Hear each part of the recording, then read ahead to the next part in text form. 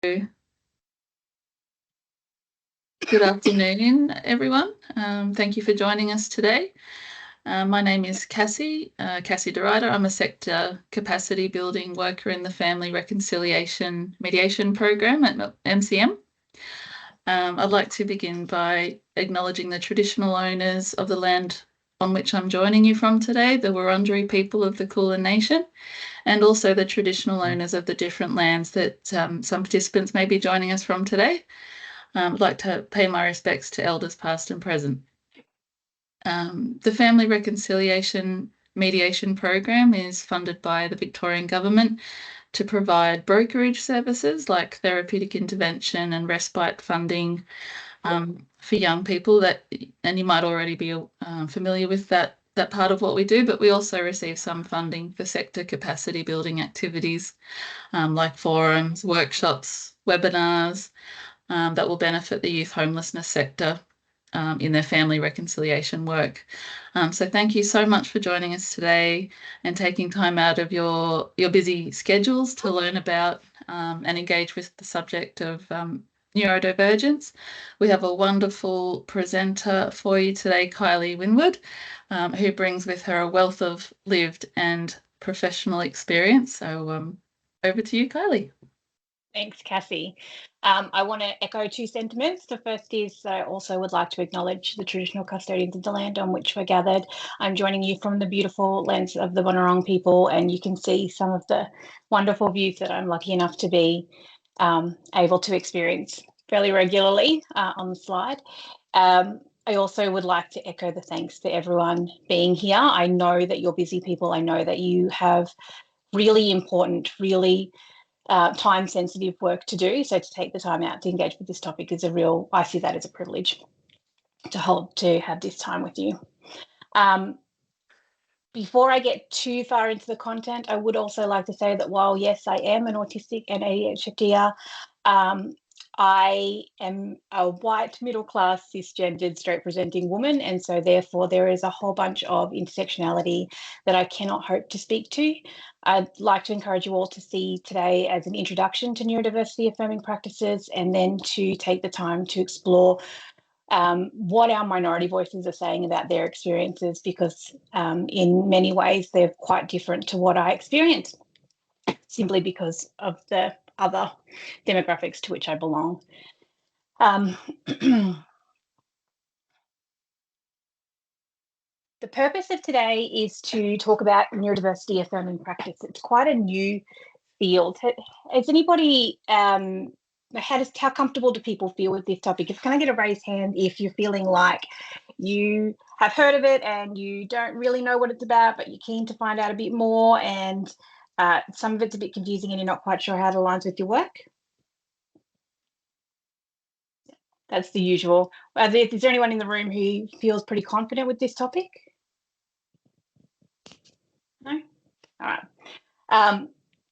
What we will do is we will introduce it, then we will talk about how that intersects with the populations that you're seeing who are experiencing or at risk of homelessness, particularly our young people. And we'll talk about how we can best support them. I do apologise if I cough the whole way through the presentation. I'm currently recovering from whooping cough. I'm fine. It's just a cough that will niggle and kind of annoy all of us the whole way through. The other thing that's really important to understand about this session is that I view learning as an interactive process. You learn best when we hear the information, but also when we engage with it, when we have conversations about it, when we reflect on it. And with that in mind, there are a number of ways that you can participate in this presentation. If you are a person who likes to actively participate, please feel free to do so. I love conversation. I love discussing this. And if there's a question that pops to your brain, I'm happy to answer it as soon as it pops to your brain, as long as it doesn't get us too far off track in the presentation itself. You can do that verbally, or you can just pop that in the chat. I know that Cassie's monitoring that. There is also the option to if you would prefer to have an anonymous contribution, you can message directly to Cassie. You can email me. I will periodically check the email, but as you can appreciate, I'll be speaking a lot, so it probably will be the least timely option. And there will be a number of mentees that occur throughout the presentation, and I'll do a quick, most of you will probably be familiar with mentees, but if you aren't, there'll be a quick overview as to how to engage with those in the next slide. If you are a person who prefers to learn by absorbing the information and reflecting on it, that is equally valid. And there are a number of ways that you can engage. You can use the virtual reactions if you'd like to. You can use the workbook that was provided to you. It's very much for your use. It's not to be submitted. It's for you to have a record of what you've learned and what your reflections are today. You can also use whatever tool you need to help yourself remain regulated. Often while I'm listening or talking, I'm drawing. In fact, whilst I was waiting, I started drawing a flower. That's the way that I do things. I don't mind. Whatever makes you comfortable is fine by me. It's a learning experience that's for you. I do find it easier to talk to faces, but again, if you want your camera off, your learning is the most important priority. As I said, there's a number of mentees throughout the presentation. To access those, they are through a web browser, so any device that accesses the internet is fine. You can either follow the QR codes that will be on each screen that has a question, or Cassie will be popping the link into the chat along with a code that you enter when you follow the link, and then you simply put in whatever your response is and you press submit. Those mentees are not compulsory, but if you do contribute to them, they will inform both how we speak today, so how I can tailor this to what's useful to you, but also they provide us with a record of what is it that this group would like to learn more about in the future. How can we further extend this learning? So they are useful for us, and your responses are anonymous. Once you've clicked submit, we have no idea which one of you would have done that. So I know that some people will be concerned about that. So with that in mind, the first question is, in the world of neurodiversity affirming practice and its links to homelessness, what is it that you are hoping to get out of today's session? How can I be of most help?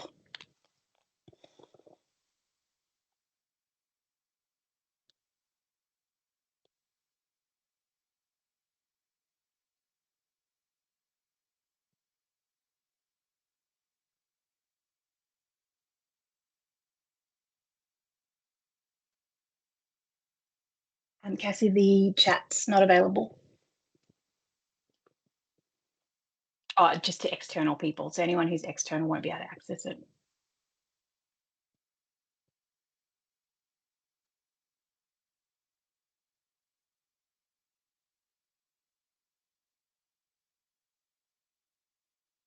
Nothing at the moment.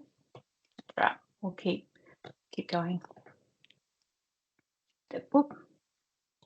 The best way to support. Why can't I see that? Neurodiverse in young people. Love and acceptance. I know that sounds very hippie, but yes, that is the way. Also got, what does it look like in practice? We will absolutely be talking about that. Just a general overview, definitely. And if there's anything in there that you question, feel free to ask more questions about it. A greater understanding of the link between neuroaffirmative practice and trauma-informed practice. I didn't mention this at the beginning, but in addition to, I'm a speech pathologist who's been working for 16 years. I'm also autistic and ADHD. I'm the parent to autistic and ADHD kids. I've extensively worked in the disability inclusion space in the education sector, and I have a graduate certificate in developmental trauma. So trauma is very much part of the way that I conceptualize the world, which sounds really sad when you say it out loud that way, but it's very helpful in spaces like this. Strategies or tips, definitely. Better approaches. Yep. And good ways to support. So we're very much seeing that similar theme of, I get that this topic exists, but what do you want me to do? What does it look like? And that's pretty common. All right.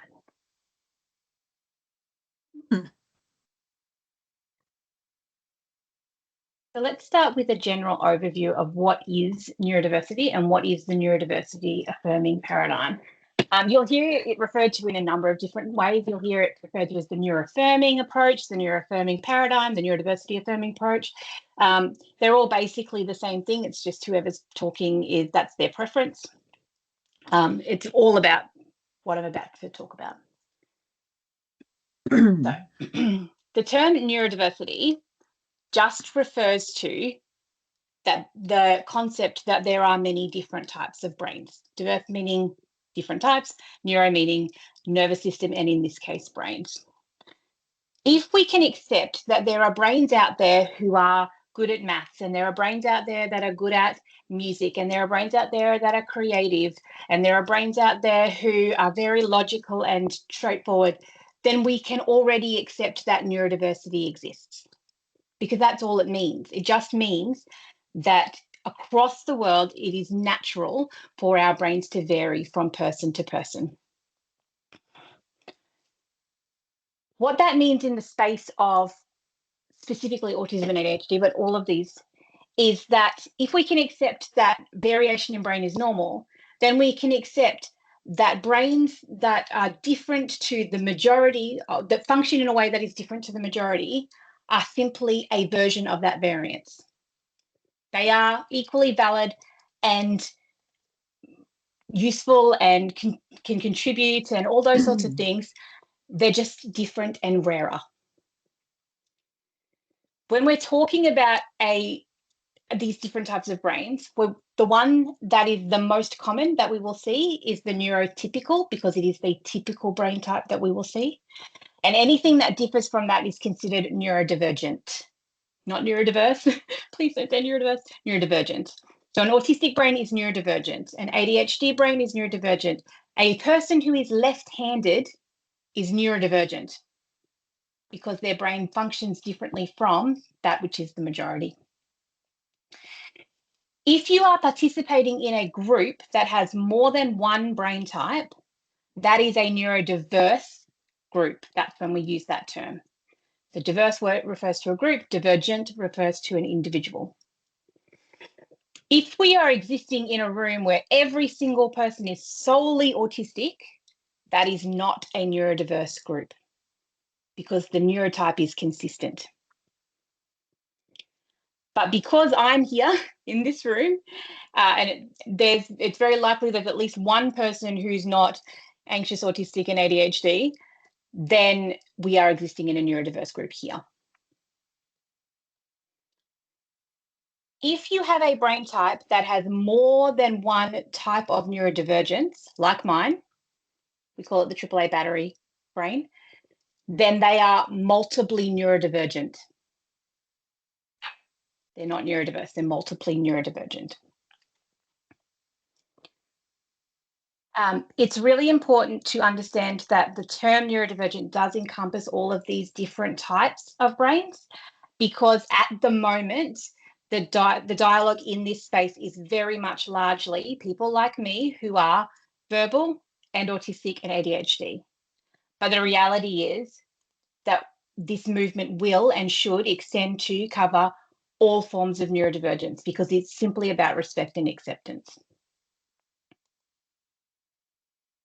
So those are the principles in a nutshell. Neurodiversity is normal and a natural part of human variation. No one brain type is more right than any other. They're just more common, and all needs are valid.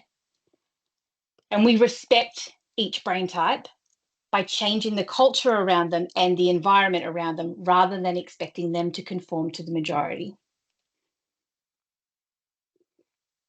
And that's the neurodiversity affirming paradigm in a nutshell. That's why I say at its core, it's about respect. It's about acceptance and respect. So with that in mind, initial reactions, questions, thoughts about this concept of neurodiversity affirming practice.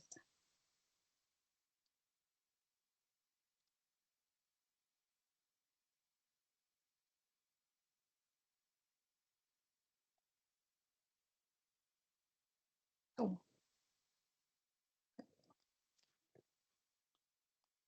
I think it just takes a while for some of those responses to come through.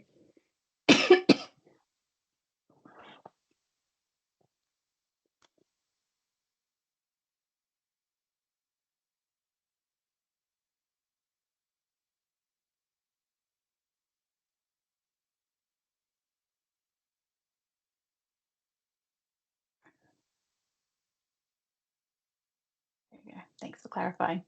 No worries. All right, I will keep moving forward, but as I said, any questions, just pop in. Hang on. How can we cater to every single difference in one group or room? Excellent question. Compromise, collaborative problem solving, essentially, and reflective, being able to reflect on what is required and what is lucky to have. But I'll deep dive into that a little bit more. That largely fits around things like sensory processing is the biggest issue I see when we see those clashing sensory needs.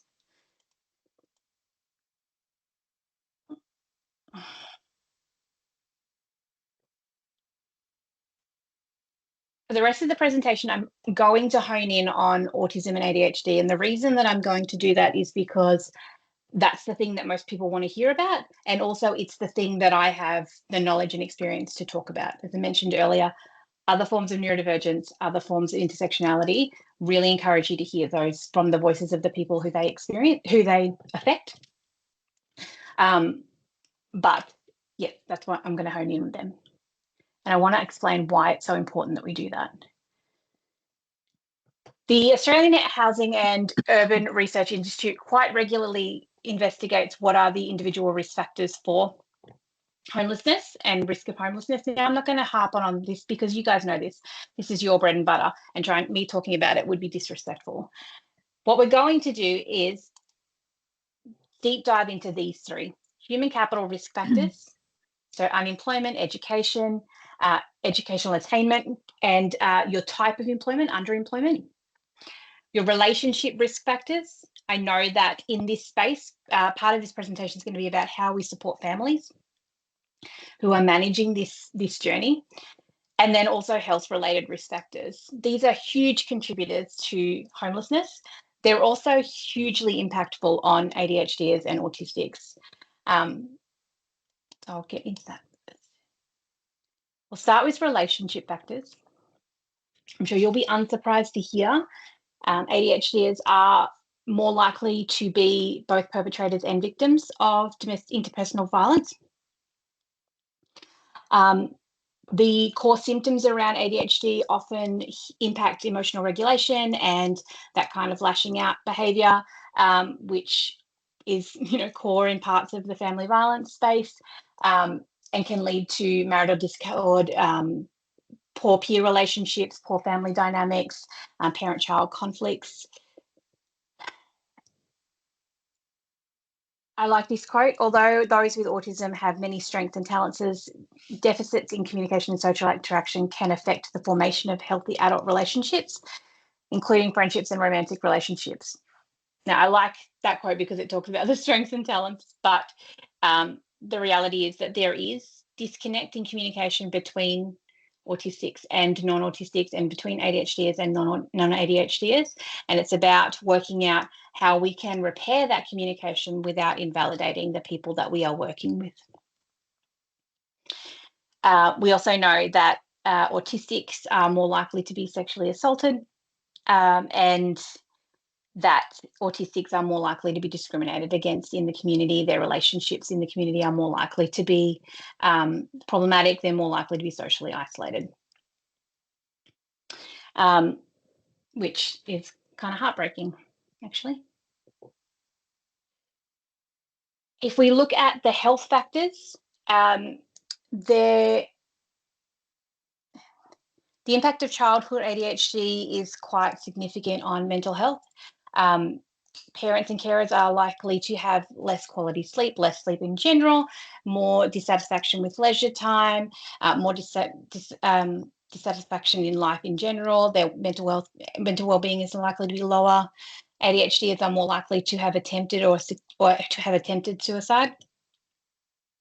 They're more likely to have depression later in life, which both impacts relationships and their academic attainment. This study here by Ward et al. In 2023 was a really interesting one. They actually looked at all of the organ systems across the body and found that autistic people were more likely to have a health condition associated with every single one of the organ systems within our body. all the way from obviously the brain, migraines and things like that, to your endocrine system, your reproductive system compared to non-autistic people. Most common of these would be things that we're seeing emerge are things like postural orthostatic tachycardia syndrome or POTS, hypermobilities, those sorts of things, food intolerances and that sort of stuff. Not to say that treating autism needs to be done via managing diet. I'm saying there could be a co-occurring food issue. Yes. We also know, and this will not be a surprise to any of you, that autistics and ADHDers are more likely to experience substance abuse disorders. And it's kind of unknown, or there are lots of theories as to exactly why. Some of it is due to that dopamine seeking, that kind of chemical seeking to support healthy brain function, believe it or not. Some of it is about a lifetime of masking and needing that support to feel safe in the world. So, yeah, this is just why it's important. We'll talk more about how to help in a moment. And then if we look at human capital factors, we know that autistics and ADHDs are more likely to be underemployed and unemployed. They're more likely to not meet their academic potential. When they do meet their academic potential, it's more likely that their job will not match that. It fascinates me that autistics find it so hard to be employed, because I've got to tell you, if you've got a person like me in your team, you've got a person who will quite happily spend 2 hours a day of their own time exploring a topic related to their job because it is interesting to them. And you can't contract that. You can't ask somebody to do that. But we're usually doing it because we want to. And there are associated benefits in productivity and outcomes and, economic outcomes associated with having autistic employees, but they're still less likely to be employed and less likely to be promoted. Yeah, okay. All right. So now currently, hang on, can we back from that team? Yeah. Got it? Awesome. So that's all very depressing, actually. But you can see why it's so crucial that we understand about autism and ADHD in this space, because their life experiences put them on a track that leads them down the homelessness path. They are far more likely to be homeless or be at risk of homelessness than the non-autistic, non-ADHD population. So what do we do about it? How do we support this group of people? Well, the first thing we need to do is we need to understand the strengths of our autistics and our ADHDers, understand how the neurotype differs from their neurotypical peers, and understand it from an affirming lens. Rather than looking at all of the things that are wrong or disordered, let's look at the things that are simply different.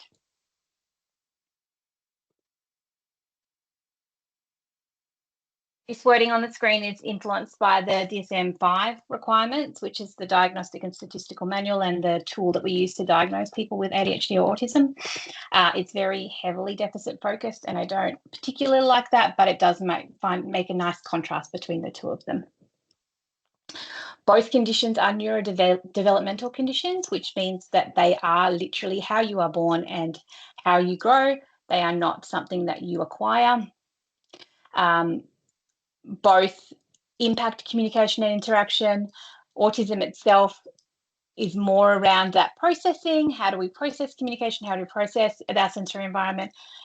ADHD is more around regulation. When we've got all this input, how do we regulate our reactions to it?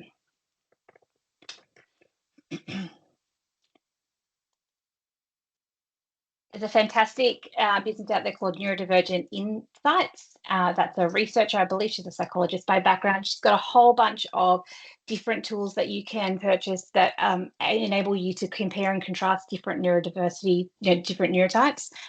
This particular diagram is informed by her work on comparing and contrasting autism and ADHD. So you can see that whilst there are some very key differences between the two conditions, where ADHD craves novelty and experiences, they have difficulties regulating attention and focus, difficulties reading social cues because we're distracted, we have hyperactivity and impulsivity, and we have inhibition difficulties. Autism is almost exact opposite. They crave familiarity and routine. They self-soothe by being repetitive and focused. They could be paying quite close attention to your communication style, but it's not intuitive for them to understand exactly the way that you are communicating. And they often have a strict adherence to routine. But the overlap is they both have differences in communication, differences in neurodivergent communication patterns, interconnected thought patterns, differences in eye contact, and social differences. They both have sensory processing and attention differences, and a lot of this we'll talk through in more detail. It's kind of just the introductory slide. And then they both have quite significant differences in life experiences as compared to their non-autistic, non-ADHD peers. They are more likely to be victims, more likely to be LGBTQIA+, often experience this rejection-sensitive dysphoria, which is where if somebody criticises or is perceived to have criticised or reject you, it feels like you've been literally slapped in the face. And all of these other things that I've already talked about. I also will spend a few minutes talking about masking later in the presentation because it's crucial that we understand the role and how history has led us to this moment where masking is almost expected of these neurotypes. And start at communication. Speechy. I would be a very poor speechy if I didn't start with communication. Communication itself, if we define it, it's literally the ability to send and receive information. If you are sending information and it is not being received, you are not communicating. Likewise, if somebody is sending it to you and you are not receiving it, you are not being communicated with. Effective communication requires both parties to be able to extend and receive information. It is vital to strong relationships. I don't know if you've ever Googled relationship breakdown, but literally the first links all talk about communication and how we need to repair communication. When we go back to that diagnostic criteria around autism and ADHD, we see often people are talking about that communication deficit approach. However, there has been some recent emerging research around a thing called the double empathy problem. Now, I won't go into that second, I'll do this first. What the double empathy problem tells us is that when you have differing neurotypes, that's when communication breakdown occurs. The research underpinning that is that they've done a few studies and they've replicated them quite successfully quite a few times, where they did what's called a communication chain. When we were younger, it was called Chinese whispers, and quite rightly it's been changed, but if I say that, you'll know what I'm talking about. Where they have a line of people and they give them a message and then they measure the communication breakdown from the start to the finish of the line. With this study, what they did is they had three groups of people. They had one group that was exclusively autistic, one group that was exclusively non-autistic or allistic, and one group that was a mix. And they measured how much of the message broke down from the beginning of the line to the end of the line. And they found that communication breakdown only occurred when there was mixed neurotypes. In fact, on a purely, quantitative measure, the autistics were more efficient than the non-autistics. If it was a communication deficit, if it was actually a problem, then communication breakdown would occur wherever an autistic person appeared. But when you put two autistic people together, because there is no communication breakdown, that just tells us that it is a communication difference.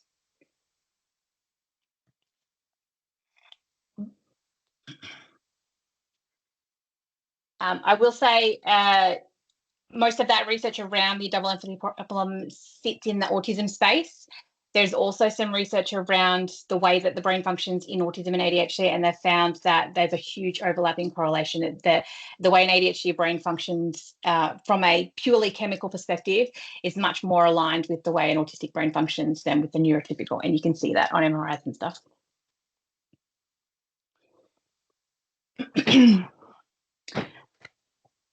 If we view it from that lens, that communication breakdown occurs when we have different neurotypes. What that naturally leads us to is if a non-autistic person wants to communicate with me, then it is equally on them to understand the way that I prefer to communicate as it is on me to understand the way that they communicate. I am more likely to successfully communicate with other autistic people because it is intuitive for them to understand. The problem lies in that I am a minority and neurotypical brains are the majority. So I am expected to go out into the world and change the way that I communicate in a non-intuitive manner in order to participate successfully. But that doesn't negate, that fails to account for the responsibility of both parties in this space. What that leads to is social isolation. What that leads to is an expectation of masking, and that leads to a whole host of negative mental health and wellbeing outcomes.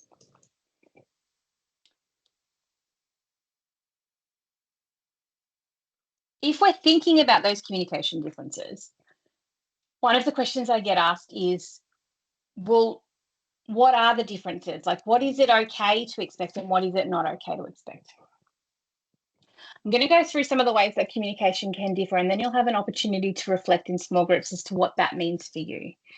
Many of these are pretty straightforward. So if we think about vocabulary, we're talking about things like Jen said, using terms like skivvy and us. Well, you know, I'm a millennial. I don't use skivvy, but it's a vocabulary difference. That's all it is.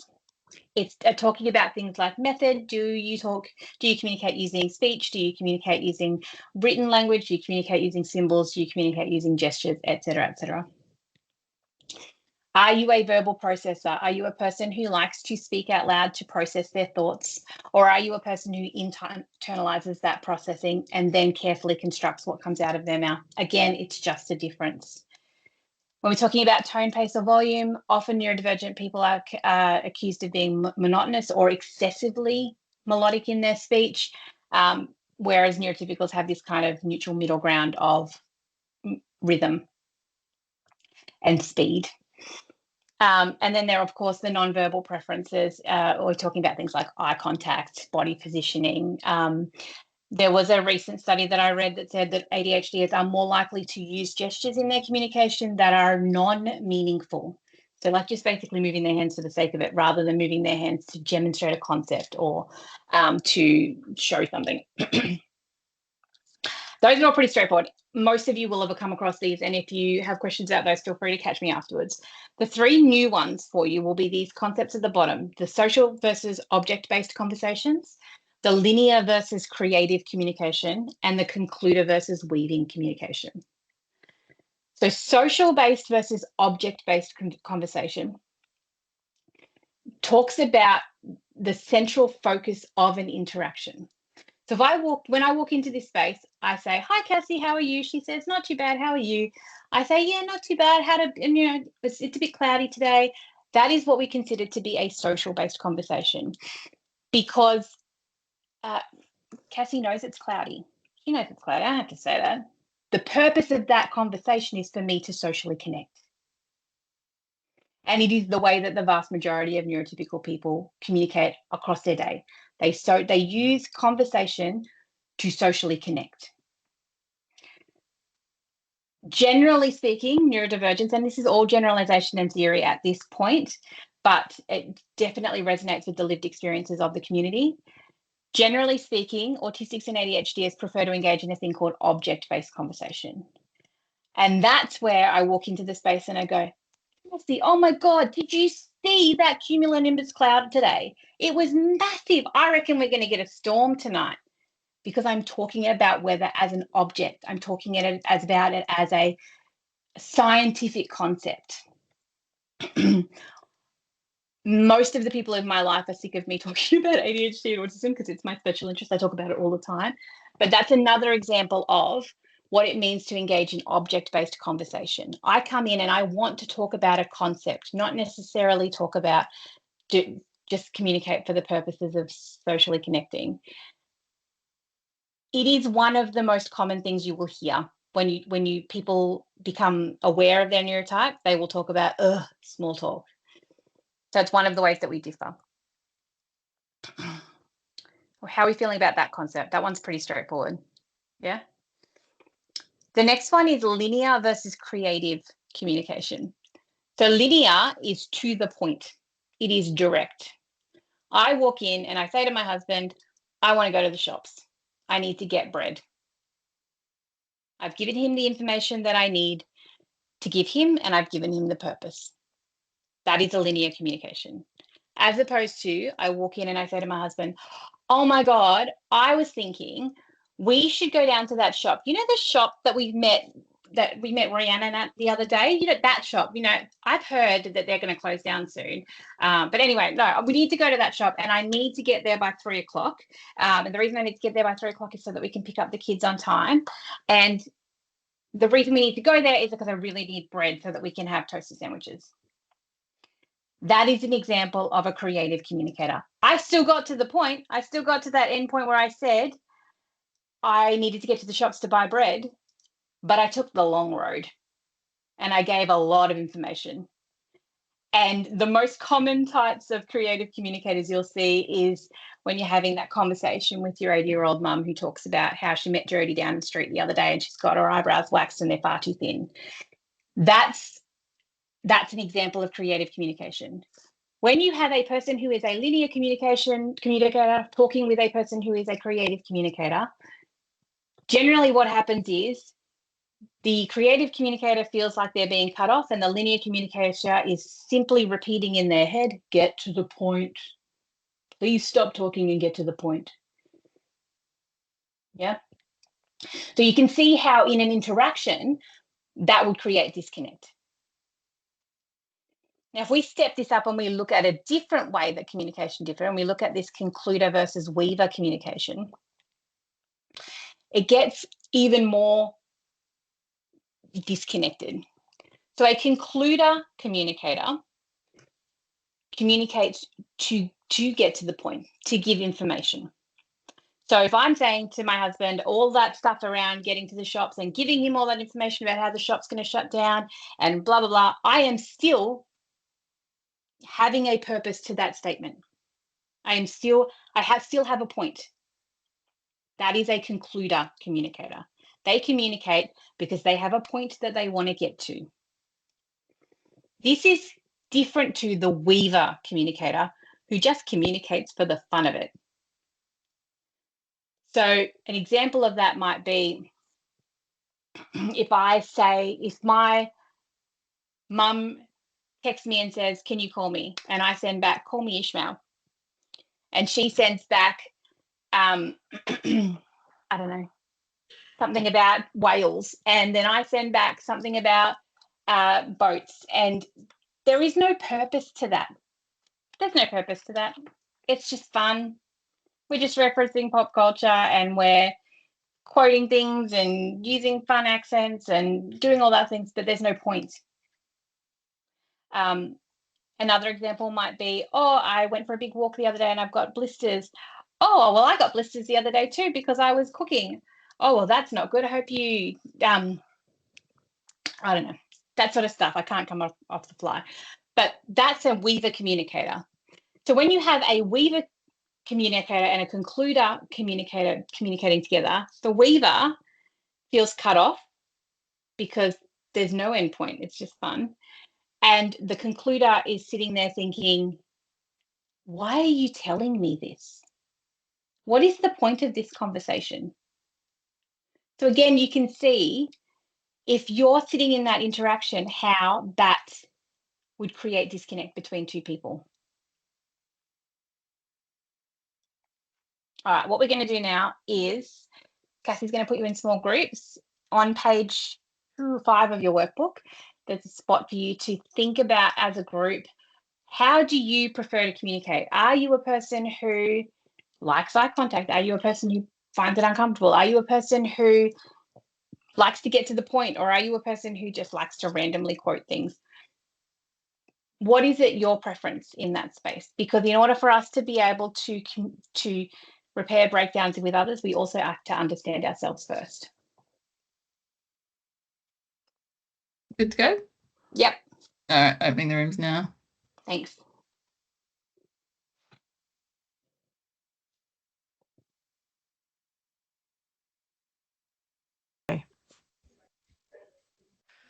How do we go? Do we have brave souls who would like to share? Yes.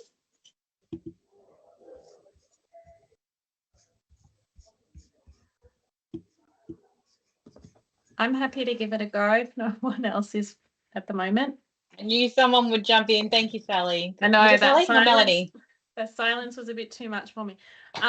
Yeah, so we talked a little bit in our group around kind of that, considering the audience or the other person that we're speaking with, and how we kind of intuitively adjust our communication style to meet them. Yeah.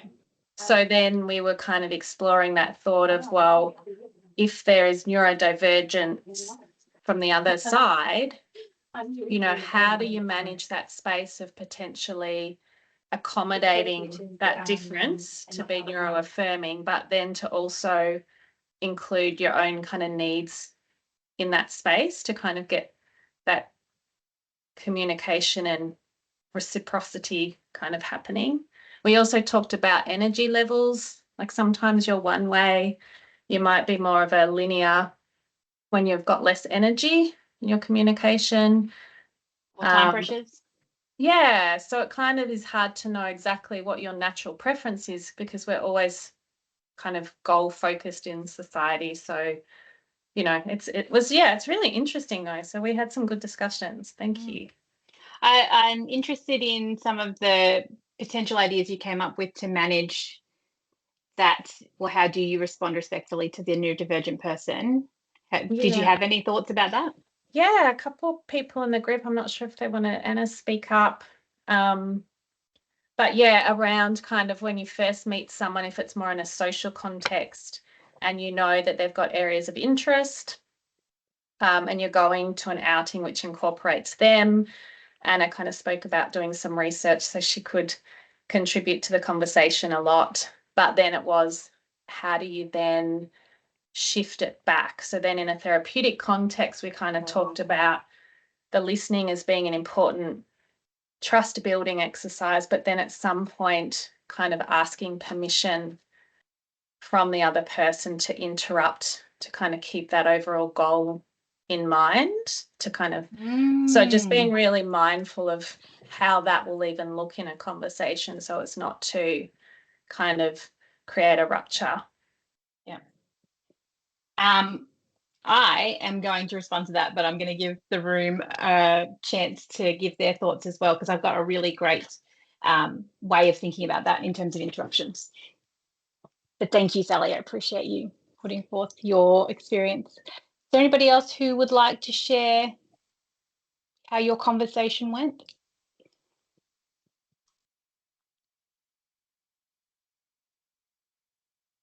Got a very quiet group today. Usually what I get from this exercise is, as Sally said, it's dependent. You might be a person who likes to be a weaver communicator, but as there are times when you can't.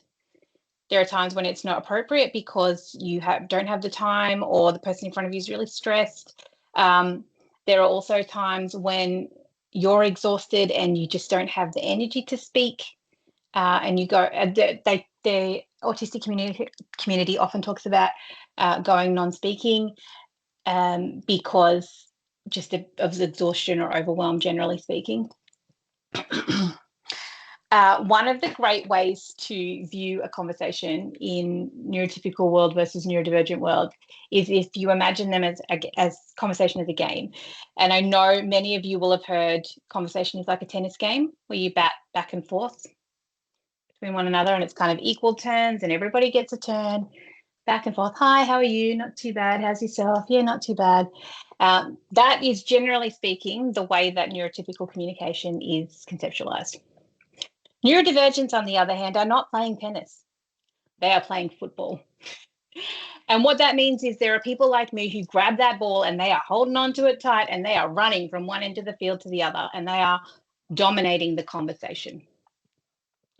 And they're not expecting to have to throw that ball to somebody. What they're expecting is that somebody is going to run at them and wrest the ball from their hands and run in the opposite direction.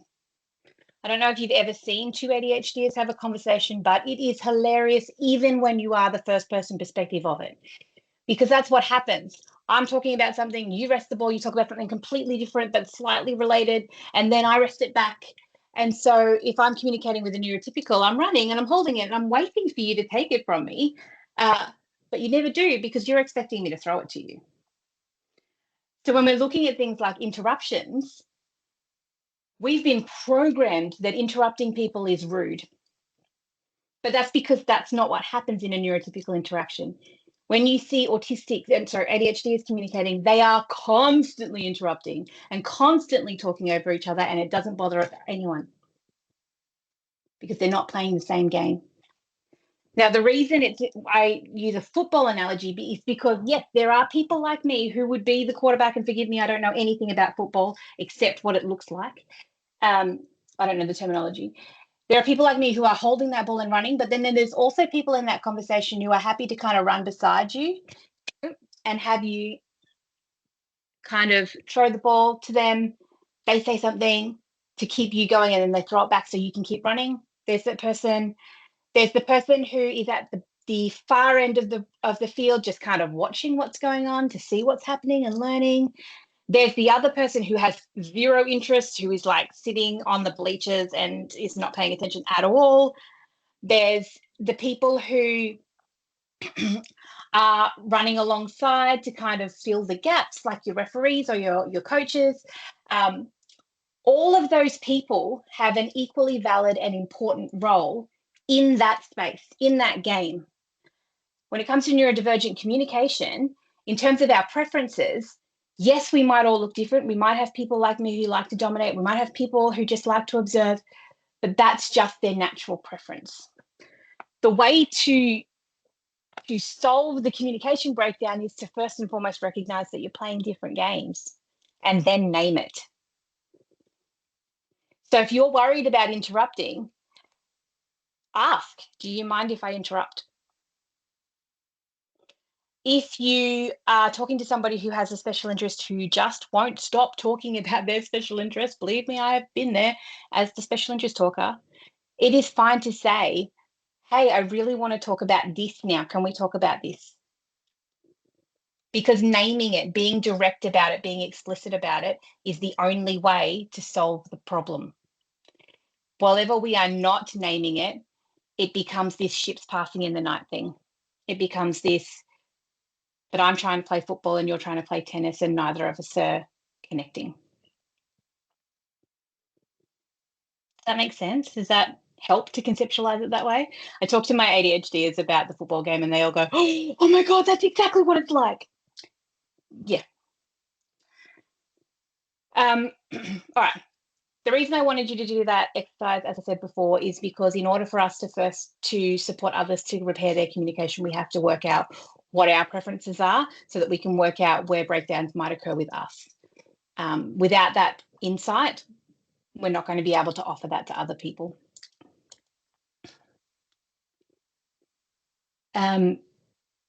These examples that are on the slides are actual conversations that I have had with neurodivergent people. They're not from research articles, they are lived experiences that people name. And they are things like, eye contact can make it harder. If you're using eye contact as a therapeutic goal, you actually may be hindering communication because the person may be thinking more about either trying to maintain that eye contact or the pain of maintaining that eye contact in that interaction. If we're talking about people who are too honest or too blunt, they may feel like if they are less honest and less blunt, then they're sugarcoating it or they're lying. And often we see in autistics and ADHD as this really strong sense of justice, and lying feels really, really awful. And so if I'm having to soften the way that I deliver something, then I'm lying to you, and that actually may compromise our relationship. As I said, there's other things we talk over each other. Info dumping is a way of sharing love for us. If I'm sharing with you my special interest, then I am sharing with you a vital part of myself. And if you are not interested in that thing, then you actually are not interested in me, and it hurts. So if you've got a person in front of you who's talking about, I mean, the last special interest conversation I had was about a planet on a different galaxy that has a greater size than Earth, but a smaller mass. And if I said, I don't care, that would have broken that young person's heart. There is a fantastic TikToker who sometimes talks about autism, but generally speaking, she talks about her special interests, which are bugs and nature and whatnot, named Sounds of the Forest. And if you ever have the privilege of watching her talk about her special interests, I don't know how you could ever shut someone down with autism talking about their special interests, because the joy is just delightful to watch. There was one particular one where she talked about how there are only 2 animals that are naturally blue. Every other variant of blue is like an illusion or something. And I didn't understand what she was talking about, but boy, was the joy beautiful to watch. Anyway, there's a whole bunch there. You will get these slides after the presentation, so you'll be able to read through them. But the other one that I want to highlight here is the one at the bottom, which is anecdotal empathy. So one of the things we often see with our autistics and our ADHDs is you'll go, oh my God, it was so sad that, I don't know, someone died the other day, so one of the celebrities. And they'll say, oh yeah, I was really sad when Steve Irwin died. And it will be interpreted as you're making it all about you, or you're not responding to me, or you don't care what I think, or whatever. Actually, it's a thing. It's called anecdotal empathy. And it is a way of expressing empathy through anecdotes rather than through platitudes. It is a way of saying, I understand that you're sad about that celebrity death. Maggie Smith, I think, was the one I was thinking about, which I was sad about. But I understand that you're sad about Maggie Smith. I know, because I felt that way when Steve Irwin died. It is just a different way of communicating the same thing, and it is not egocentrism. So please understand that when you walk away. And the other one I guess I want to highlight is stimming. So I fidget, I move, you will notice I'm constantly shifting my seat. That is not because I'm bored, it's because I have ADHD, because my body needs movement. It's literally as simple as that.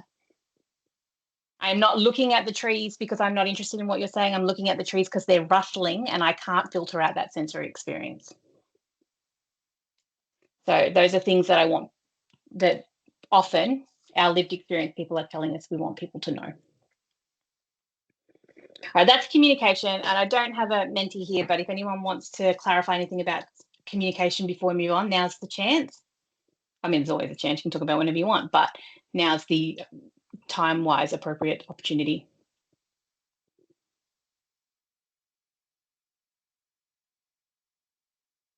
What we might do is, we've been going for a little over an hour now. Time for a break. We'll give you 10 minutes to just stretch your legs, turn off your camera if you want to, make a cup of tea, whatever you need.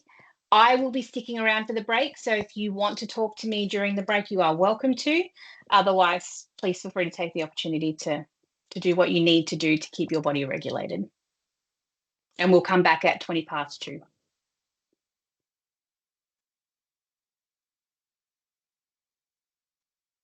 Wondering very much why Donna and Cassie weren't replying to me, and then realised my mic was still on mute. We might get started back in the conversation.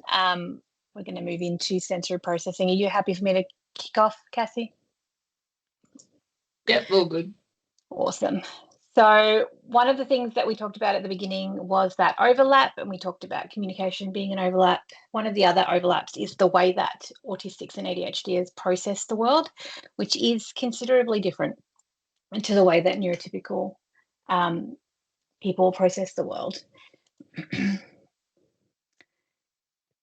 A lot of the concepts on the screen are things that you will have heard spoken about in the context of ADHD and autism for a really long time. We've talked about sensory processing, we've talked about meltdowns. We've talked about shutdowns and transition differences and special interests and hyperfocus. There's just a couple there that are probably new if you're not an OT.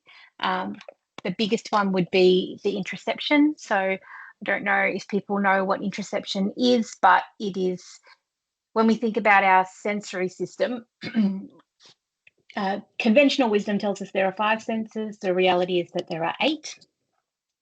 And the 3 that we don't often talk about are proprioception, which is your awareness of your body in space, kinesthetic, which is your movement, and then proprioception, which is your awareness of your internal state. Am I consciously aware of how fast my heart is beating? Am I consciously aware of how fast my breath is? How am I consciously aware of whether I'm hungry or thirsty or need to go to the bathroom or tired or any of those things? Autistics particularly, although it does impact ADHDers, can have challenges with interoception. It can be for a number of reasons. There's a condition called alexithymia, which is literally the absence of interoception. There's also lifelong masking, which is where you are taught to suppress your sensory experiences for the comfort of others. And so therefore you learn to distrust them and to ignore them. And that can cause problems.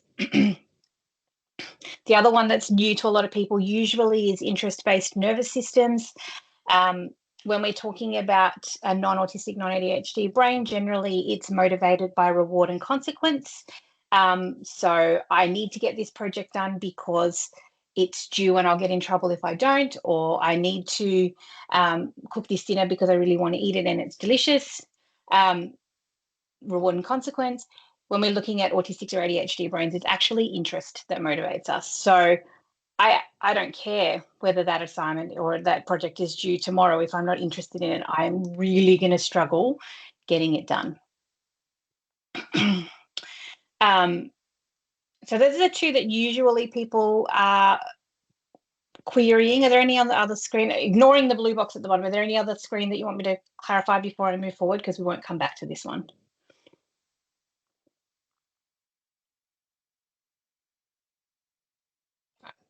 Jump up if I'm moving too fast. We've talked about these things for decades in the space of autism and ADHD, but recently there's been a theory emerging that is starting to become the central conceptualization of autism, generally speaking. Remember I said at the beginning, brains that are ADHD function more similarly to autistic brains than non-autistic brains. That is why monotropism supports ADHD as well. But all of the research thus far, all of the theorizing around it has centered on autism. And the concept of monotropism, mono meaning one, tropo, actually don't know how to define tropo, but in this context, it means attention. What it means is that people of this neurotype tend to have a single tunnel-like focus. If you imagine that you are out in the bush, a neurotypical way of focusing is daylight, where you can see everything and see all the things that need to be done, and it all kind of competes with you. A autistic way of focusing is nighttime spotlight. I can see dinner, I can see the tent, I can see the animal, but everything else kind of ceases to exist. That's why special interests are so soothing for us, because we can simply focus in on them. It's also why sensory experiences can be so challenging, because we tend to either feel things too much or not notice them at all. But I'm going to show you a video, and I'll get someone to give me a thumbs up if the sound works. It should do. That'll give you an overview, and then we can clarify if need. Monotropism. Setting up the science. Thanks, Michelle. The theory of monotropism describes the way in which autistic people's neurology processes sensory information, engages with something in order to give it our full focused attention, works to move our attention from one thing to another, and validates autistic experience in a non-pathological way. In order to give anything our full attention, we need to build up inertia, allowing our sensory systems time to align themselves with what we're focusing on.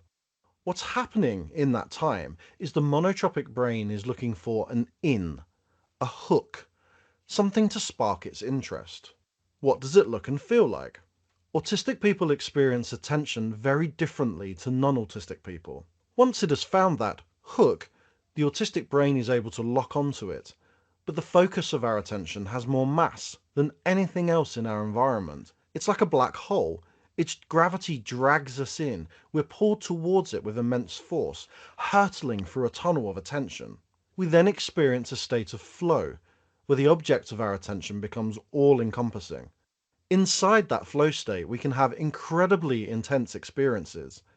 It enables us to explore topics at great depths and complete tasks to a high degree of proficiency. It can feel incredibly good to access a flow state around your passions, increasing your levels of enjoyment and satisfaction, and thus increasing the intensity of the flow. If an autistic person is in an environment in which they feel unsafe, sensorially or emotionally, greater monotropic depth can be needed to cut out those negative sensations. Conversely, unsafe places and situations can dysregulate us too much, so that we're unable to build enough inertia to get into a flow state. Why is it important to know this?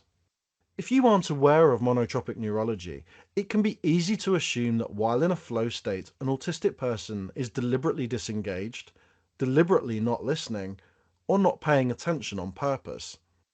This is all classified negatively as challenging behavior, but is not the case. It can be easy to assume that an autistic person should transition between states of attention as quickly as non-autistic people do.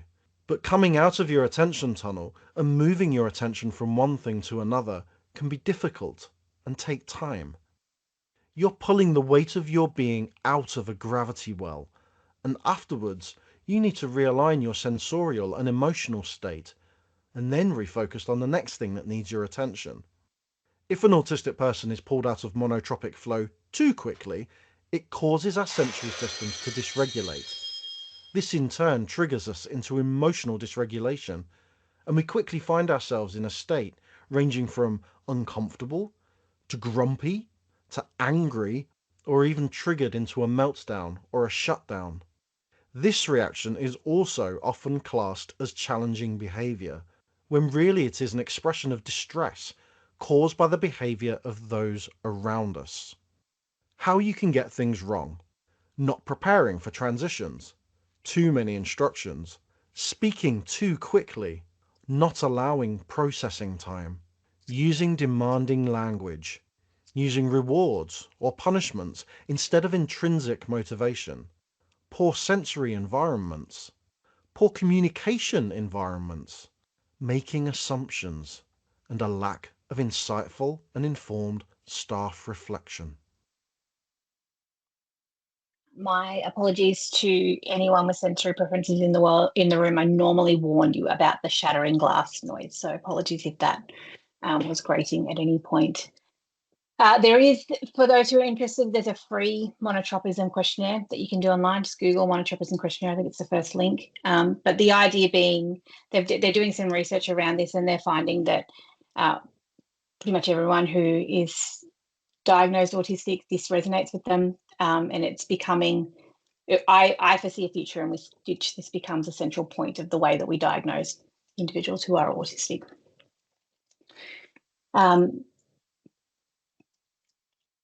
The way that it impacts an ADHDer is slightly different, and it's a really interesting way to kind of conceptualize it. If we think that monotropism is a single central focus that kind of overwhelms and overtakes your system, how does that reconcile with the concept that ADHDers are inattentive and distract from thing to thing, right? It's because every new sensory experience, every new distraction becomes the central focus, and then the thing we were thinking about ceases to exist. So it's about the rapidness of the transition between things. So I'm talking about somebody, there's a bird chirping outside, talking with somebody, there's a bird chirping outside, suddenly my attention is drawn then, and it's almost like this conversation doesn't exist anymore. Then I notice that the sun is really bright, and my attention is drawn to needing my sunglasses, and I forget that the bird existed. It's this kind of hopping from one focus to the other, but it's still kind of central because everything else ceases to exist. It's why we can put our phone down when making a cup of tea and forget that we put our phone down because we're thinking about the cup of tea. if that makes sense.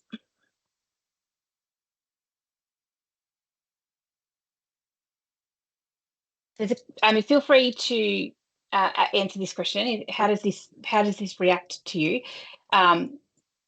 Michelle, did you want to ask something? No, sorry, Melanie, did you want to ask something?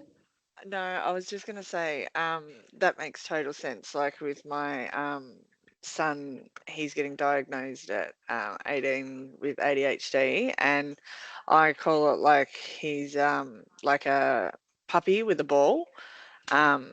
Like, oh, the ball's over here. Oh, no, it's over here. Oh, no.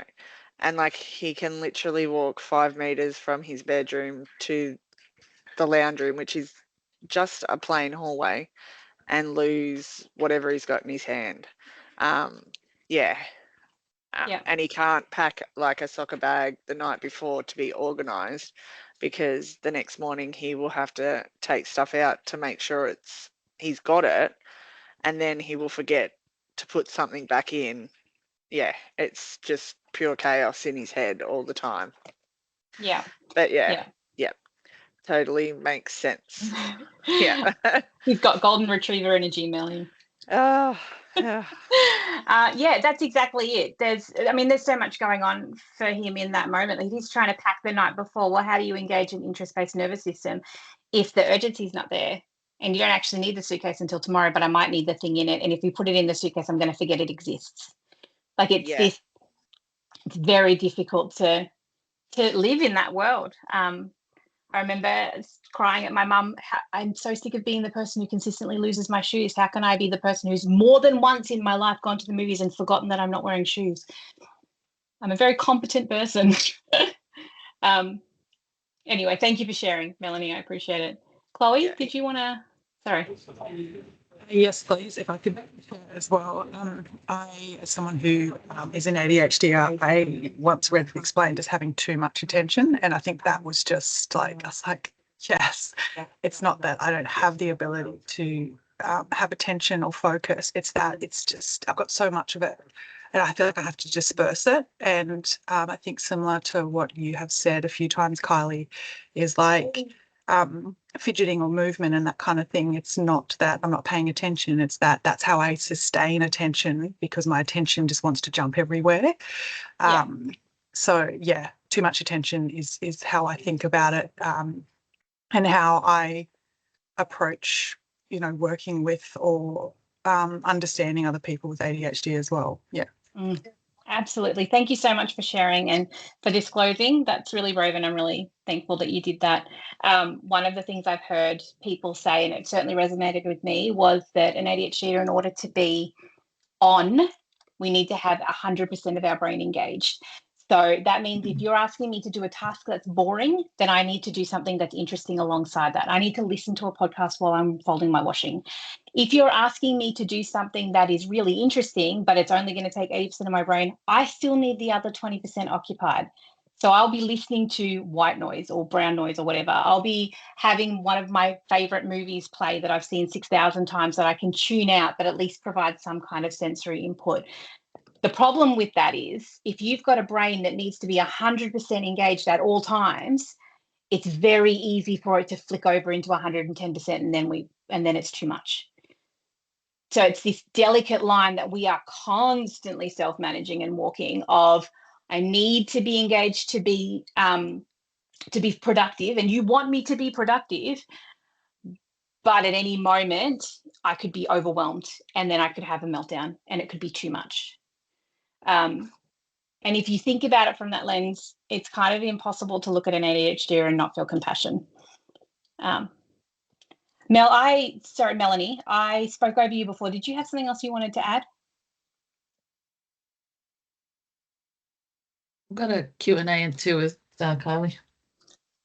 Yeah, we do have the Q&A. They're not coming up on my screen. Sorry, Melanie? Oh, yeah, it was just like Liam's a goalkeeper, and we've gone all the way to Melbourne with no goalkeeper gloves, like essential to play. No shin, gone with one shin pad, often come home with one soccer boot, or gone with one soccer boot. Like, yeah. So yeah, it was just adding to yours. Yeah. And I mean, and the heartbreaking thing in that is people will be annoyed with him for doing that, but the only person that is going to be the most upset is actually him. Because he's the one who's missing out on the thing he loves because of something that was outside of his control, effectively. Yeah. Yeah, Paul. I feel his pain. This is why my extracurricular as a teenager was singing. You can't forget your voice. It's always there.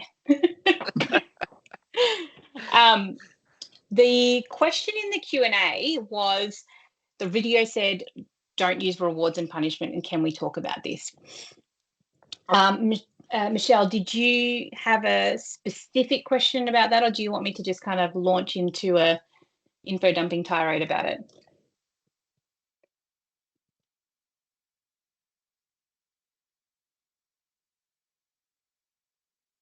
I'll launch in because I don't want to make you a bit.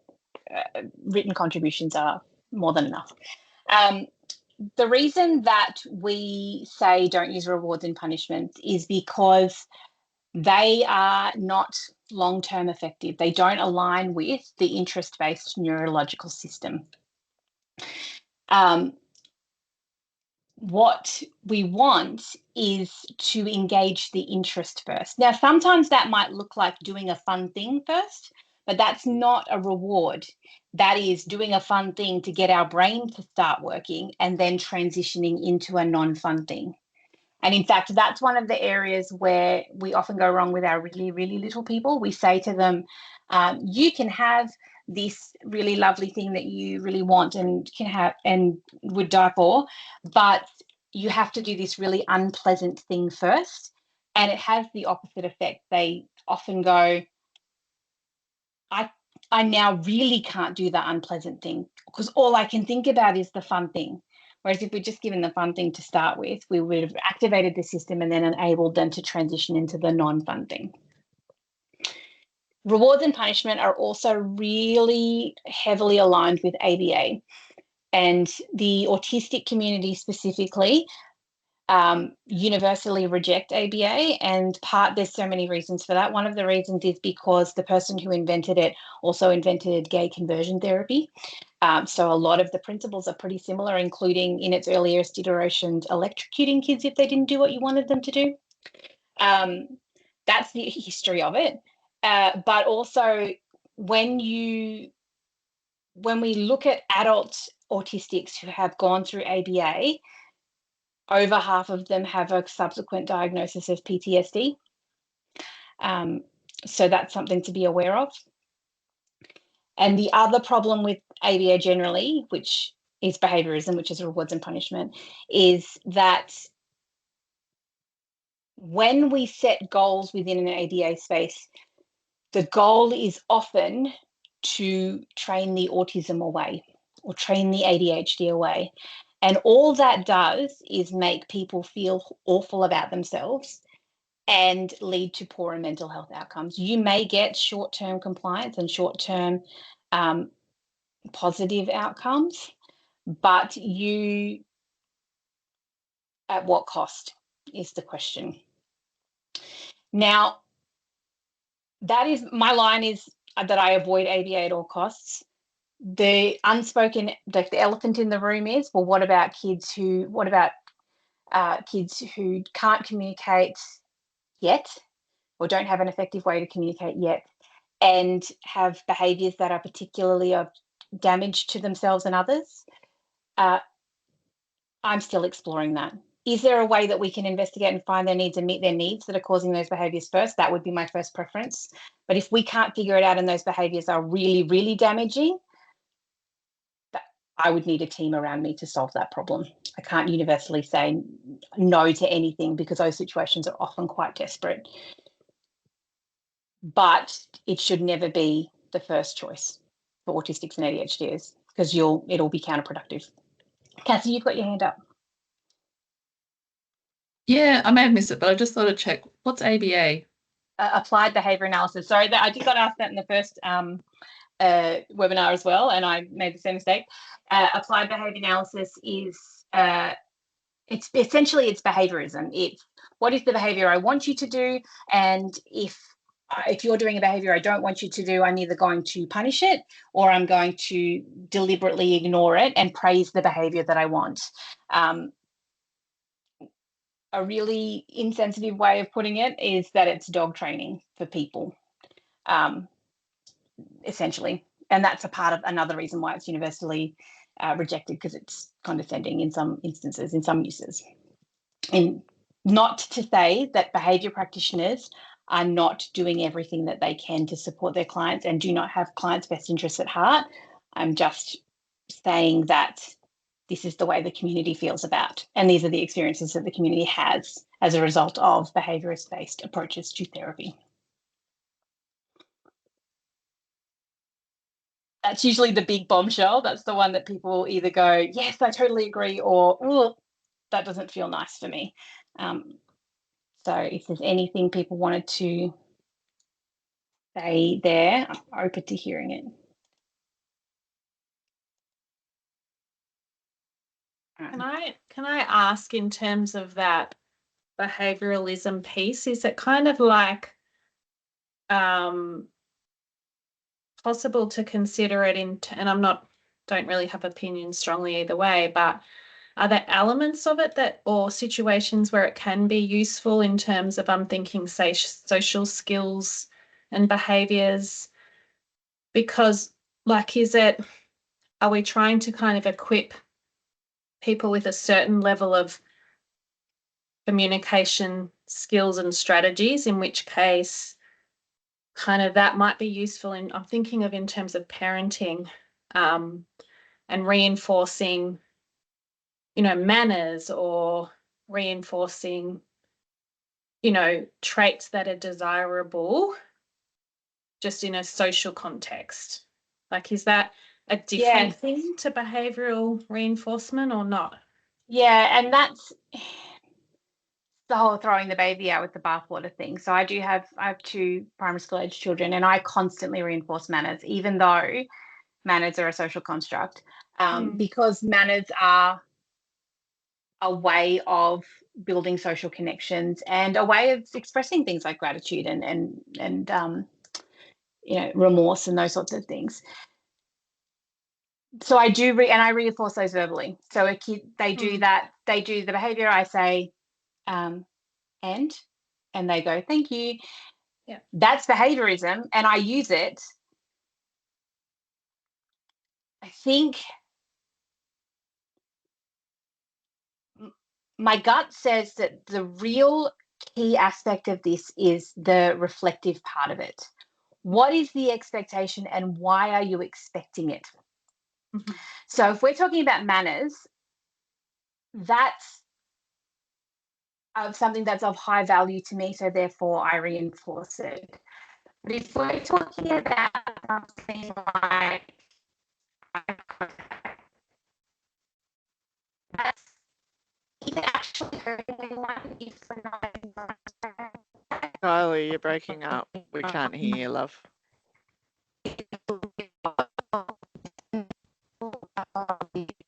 Can't hear you. Kylie, yeah. We can't hear you, love. Like, you're breaking up. Oh. Is it working now? All good. Yeah.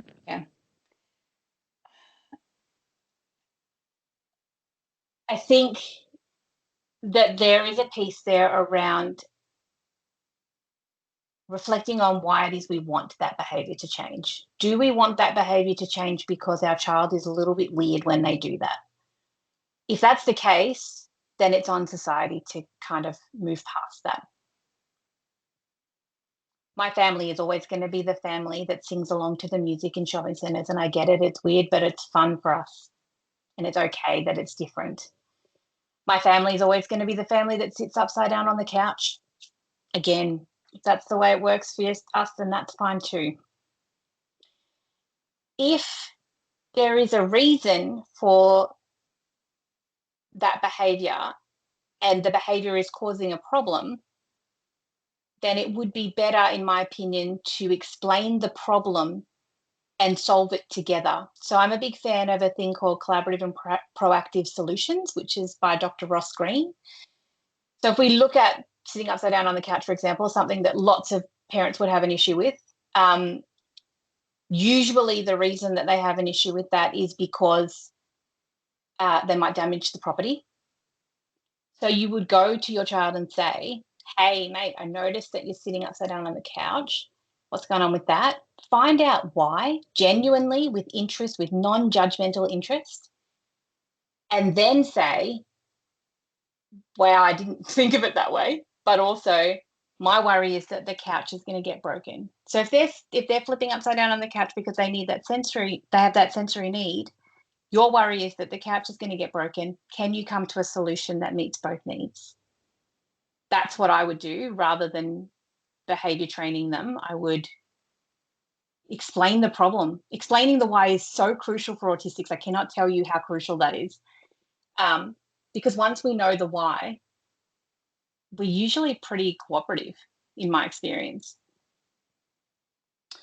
When we're talking about little people, like little kids, I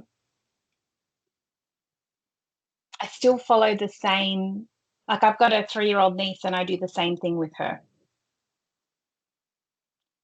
Is this an issue because I've been conditioned that it's an issue, or is it going to do damage to you, somebody else, or property?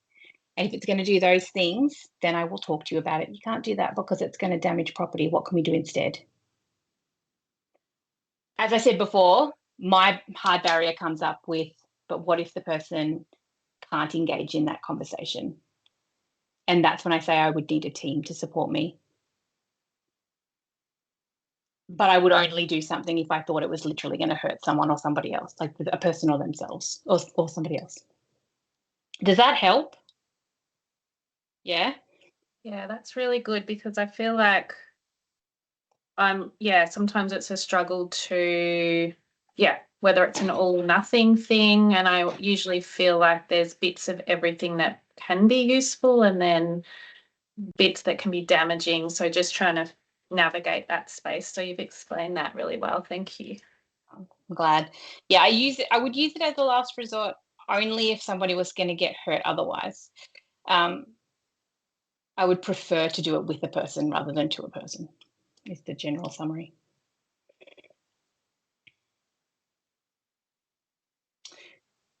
There's a Q&A question too before you. It doesn't automatically refresh. Here we go.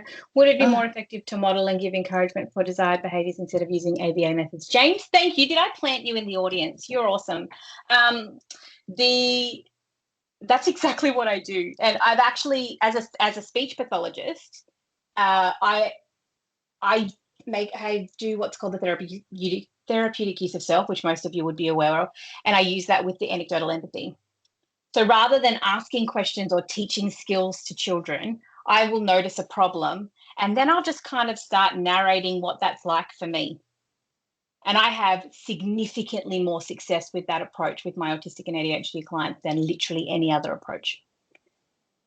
Because I'm showing them what to do. I'm showing them how to manage that, rather than asking them a question that they don't know the answer to. So absolutely, yes, please model and give encouragement for what you want them to do. And show them. If you're doing it, then it also supports the skill development for the parents who probably haven't been taught how to do it either. Nicole, you've got your hand up.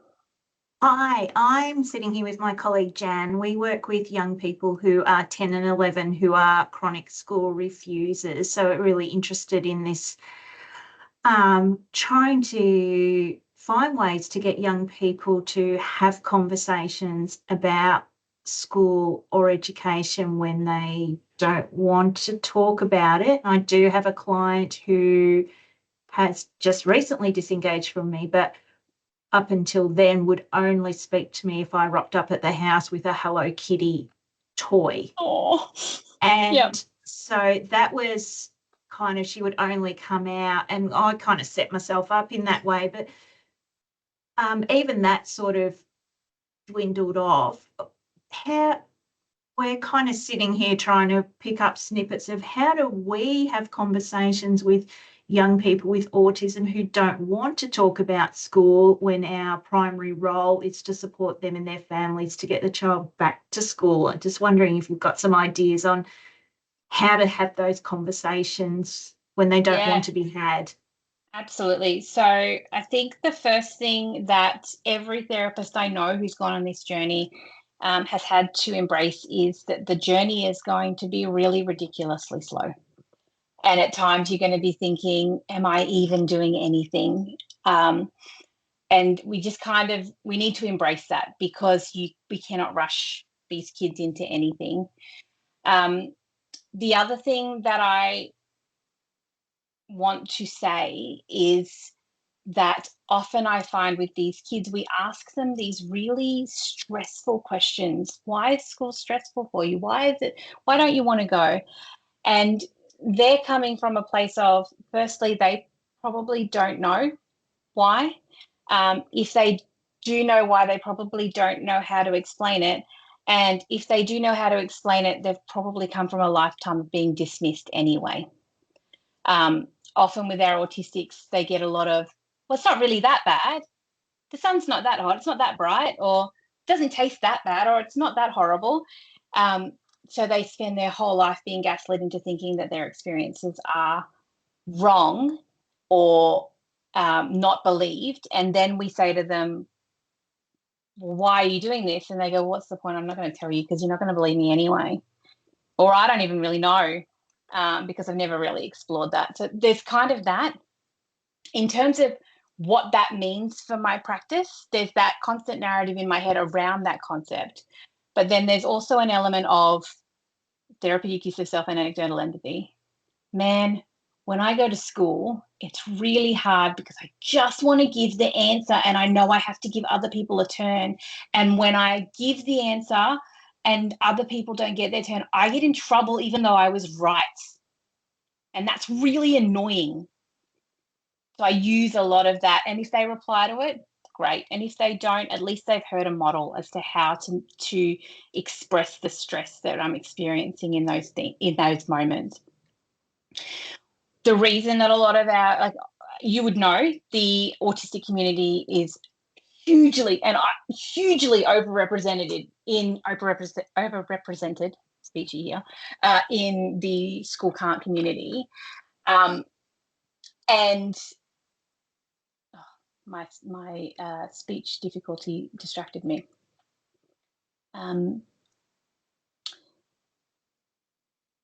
I've lost it. Whatever it was I was going to talk about, it's gone.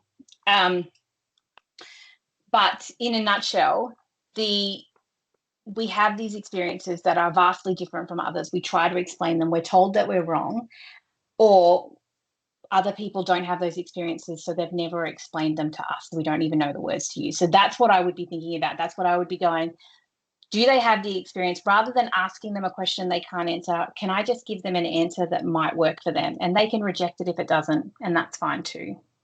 Does that help? Yeah, it does. It's like giving them some language around what might be going on for them rather than asking them the question. Yeah. And these kids, they've probably not had the space to express themselves safely before. So even just being mindful of that and celebrating them for who they are. And the one thing I will say is we often say, oh, use a child's special interests to connect with them. Please don't use the child's special interest to connect with them. Genuinely engage with their special interests and see that as a way to celebrate that child, because that's a vastly different attitude. You're not trying to manipulate them. You want to validate them and support them. So, those are some of the things. Not that I'm saying you did that with Hello Kitty. That was just me going on another tangent that I only just connected with the Hello Kitty stuff. I love that you did that. I think that's fantastic. Thanks. I will keep moving forward just because I know it's 2:55 and we've only got until 3:30. But as I said before, I am here the whole duration. So we will probably finish with a few extra minutes, and this is my special interest. So if you're talking to me about it, it brings me joy, and I'm happy to stick around and chat. Thank you.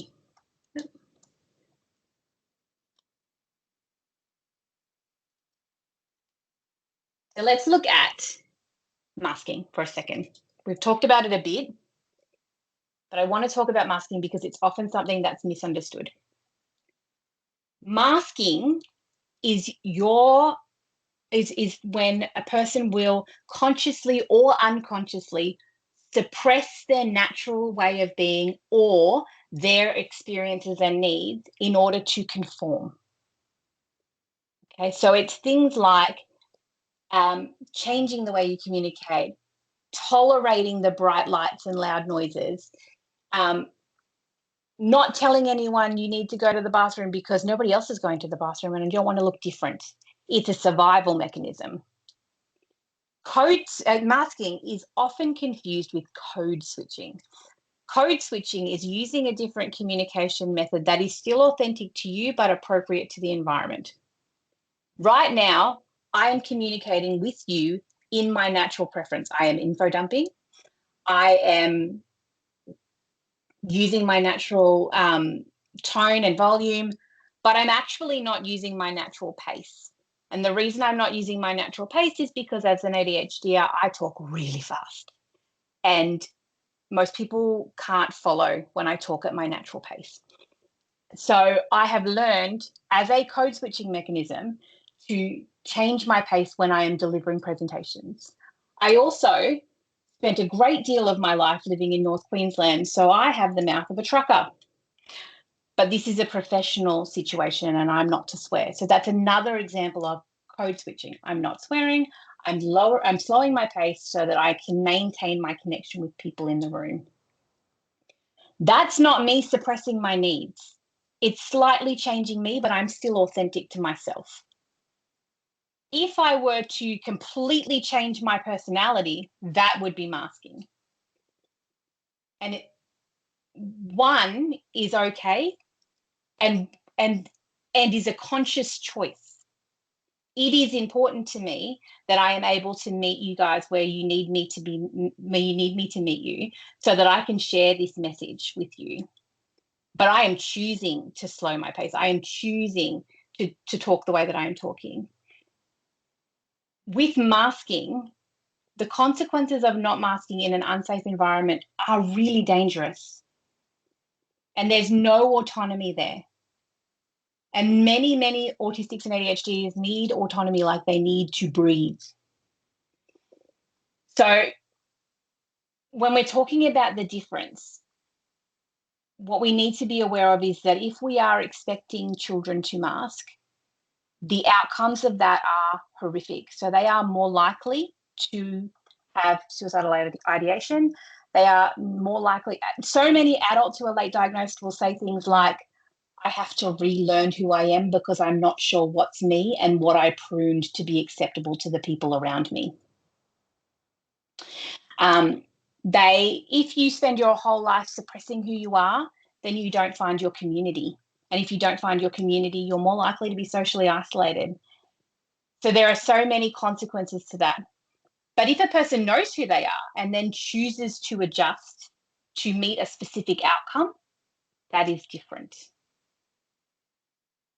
So I just wanted to kind of put that one out there because people often think about masking. Oh, I have to mask because I go to work. You're not really masking. You're just changing the way you communicate to meet that environment. You're not suppressing who you are. This is a quote from Chloe Hayden. I don't know if all of you know who she is, but she's an actress and an advocate. She's autistic. She was a school canter because she was bullied horrifically for being so different. And she says this in her book, that your bodies and minds are picked apart for how different they are until you grow numb to the feeling of it, which is really heartbreaking. I tried to find it, but later in the book, she talks about how she eventually finds her community and how soothing and healing that was. I just wanted to say that.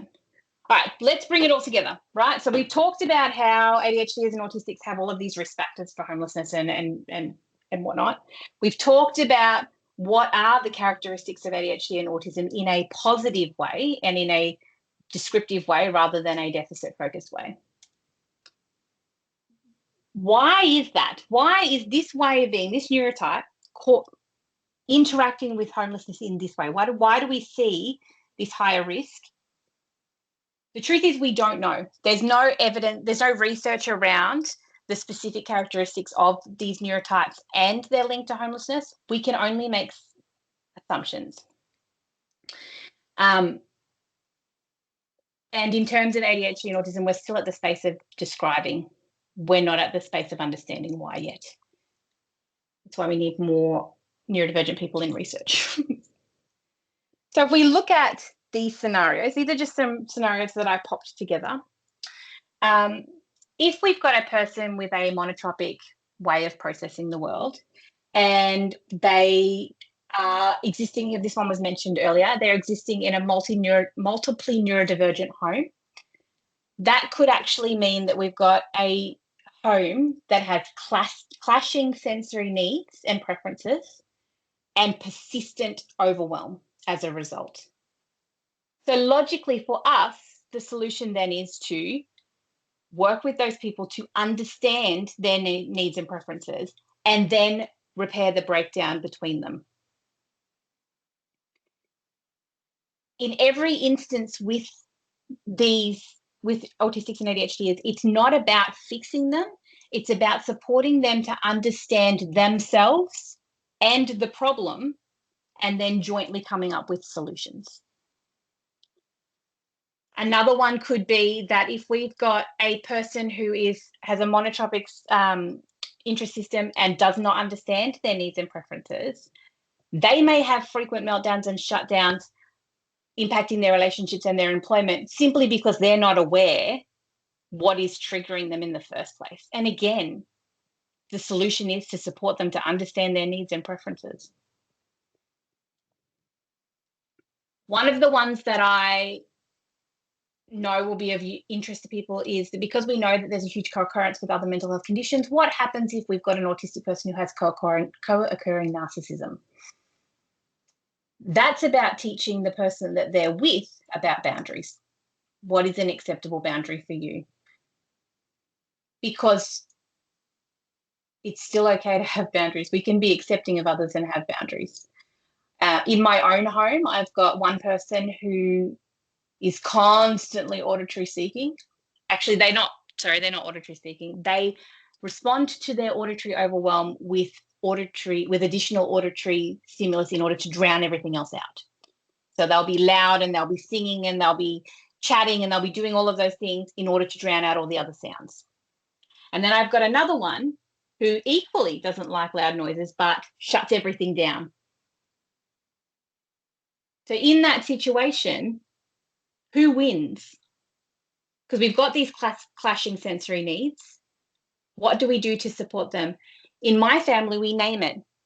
I'm noticing that you're being quite excitable right now. I'm noticing that you're needing quiet. How can we manage this?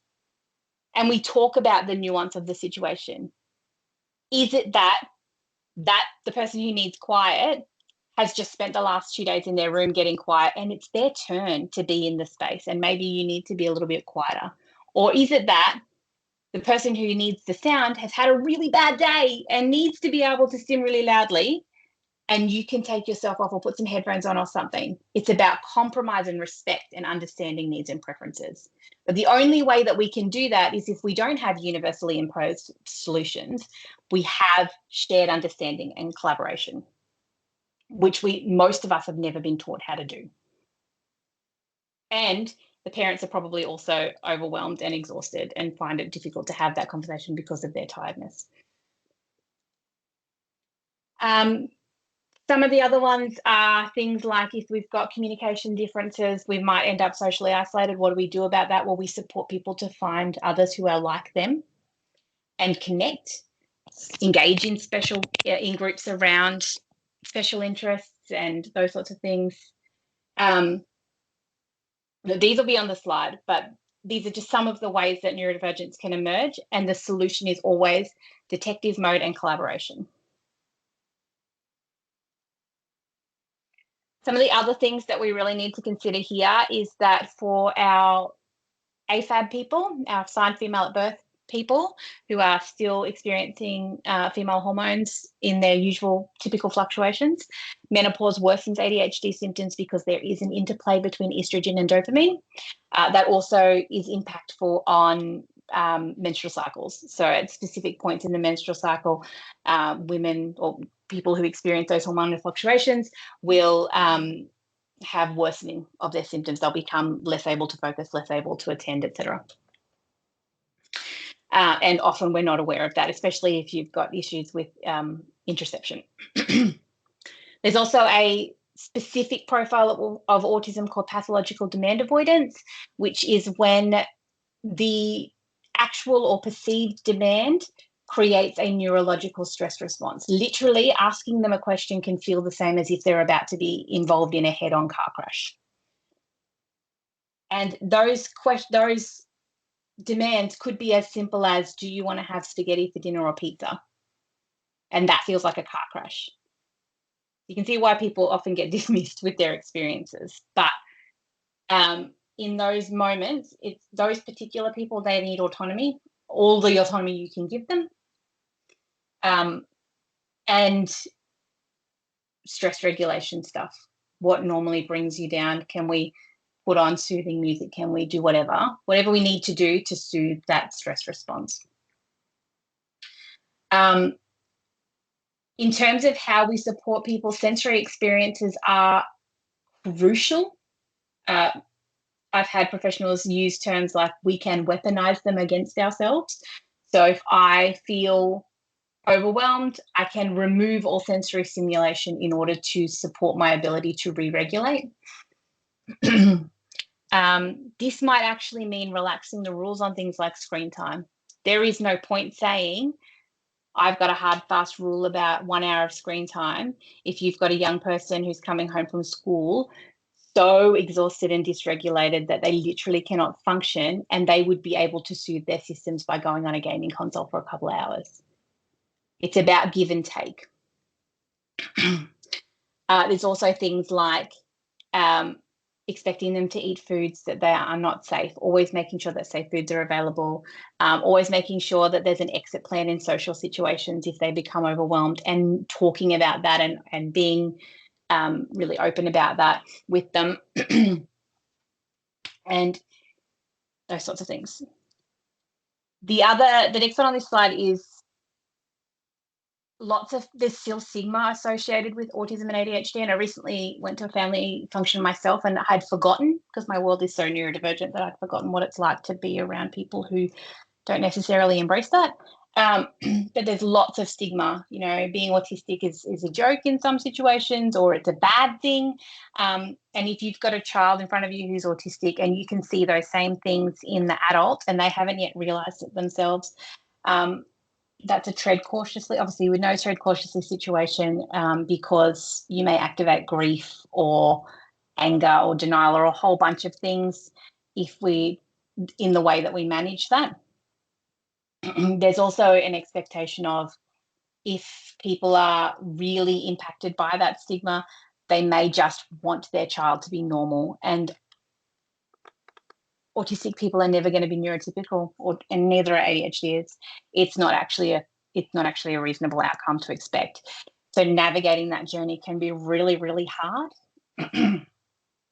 especially when neurodivergence is as inheritable as height. So if you're saying an experience is inherently neurodivergent and the parent experiences that, they may reject that. That might be something that triggers them, but that's normal. Everybody does that. Not really. And then, as I said, with the masking, neurodivergent people spend their entire lives being told that their experiences are wrong because it's unfathomable. Oh, you know what I'm saying, for people to conceptualize that. I remember being 6 and putting on black leather shoes and standing and waiting for the bus and having the sun heat up the black shoes and feeling like my feet were on fire and being surprised that I didn't have blisters afterwards. And then also being surprised that everybody else seemed to be fine with them. This is the life that we live. And so anything we can do, even something as simple as saying, I believe you, is super powerful.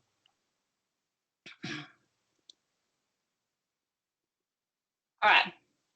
So we've talked about understanding autistics and ADHD through an affirming lens, and we've talked about how that interplays with those risks for homelessness. Now there's but what do you want me to do? How do we support families? How do we build those social connections? The first thing we're going to do is everything from this moment forward is going to be strength-based language. We talk about strength-based language all the time, but it's actually really hard to do. It's really important though. When we look at our little ADHDers, the research shows that they will hear up to 20, or on average, 20,000 more negative comments than their non-ADHD peers by the time they're 12. 20,000. So these are people who are quite used to feeling awful about themselves. On top of that, there is research to show that those criticisms and negative outcomes are physically more painful for an ADHDer. They did a study where they had children engage in games, like computer games, and if they lost on one station, they would hear a jeering sound and be like made fun of by the game. And in that one station, they were more likely to lose. The other stations, it was pretty neutral. And they had a whole bunch of ADHDers go in and a whole bunch of non-ADHDers go in. And they found that the ADHDers overwhelmingly avoided that computer station much earlier and with increasingly challenging behaviors. They would do whatever it took to stay away from that machine because it felt that bad. So if you apply that to our school can't population and you've got little, I don't know, Jensen who's sitting in, always a J name, sitting in on the floor, and he's constantly being told, you're too loud, you're too squirmy, you're disrupting the other kids, can you sit still please, can you stop making that noise? And then we apply what we know about from that computer study. Is it any wonder that they don't want to be there? Because they go into school every day and just feel bad.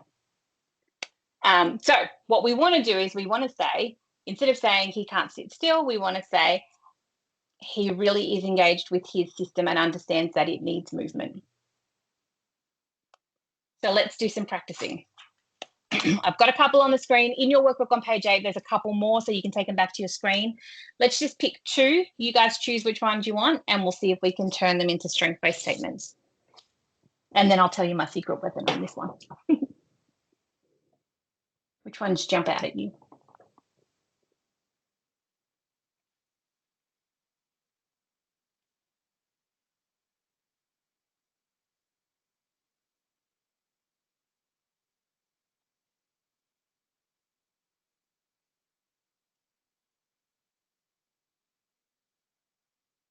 Any preferences?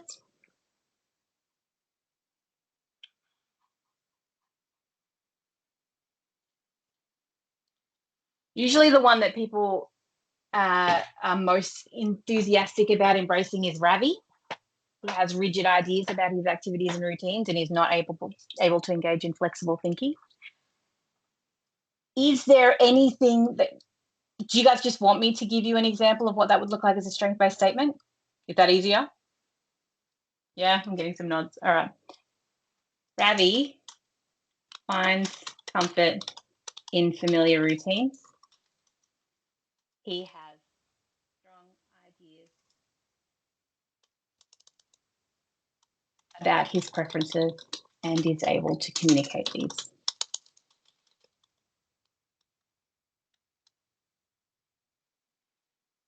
Immediately, it's a different support. We're saying he's too rigid. He's not. Actually, he's not. He's not rigid. He just knows what he wants and why. So if he knows what he wants and why, we can work with that. Yeah. And we can say, okay, well, that's what you want. That's why. Here's my concern that this is not going to happen. Can we compromise? I will also say that this one was deliberately planted because I feel that neurotypicals are just as rigid as neurodivergents. All right, let's pick another one. Let's choose Lennox will overreact when his preferred activities are interrupted. Lennox has a interest nervous system and responds to warnings when he needs to transition. He communicates his needs quickly and strongly.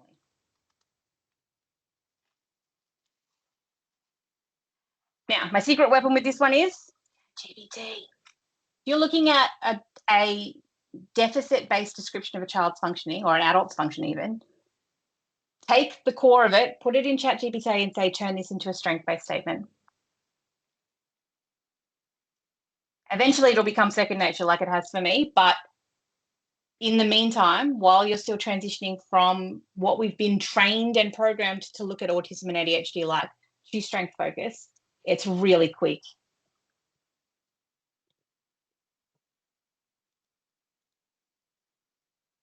All right, so step 1, strength-based language. Step 2, manage meltdowns and shutdowns. So this is where our detective status comes in. We know that autism and ADHDers are more likely to experience meltdowns and shutdowns. We know that that is usually because of overwhelm. But what is the overwhelm? Is it their sensory system is not set up for their needs? Is it they don't have any autonomy in their life? Is it the expectations that we have for them exceed their capacity?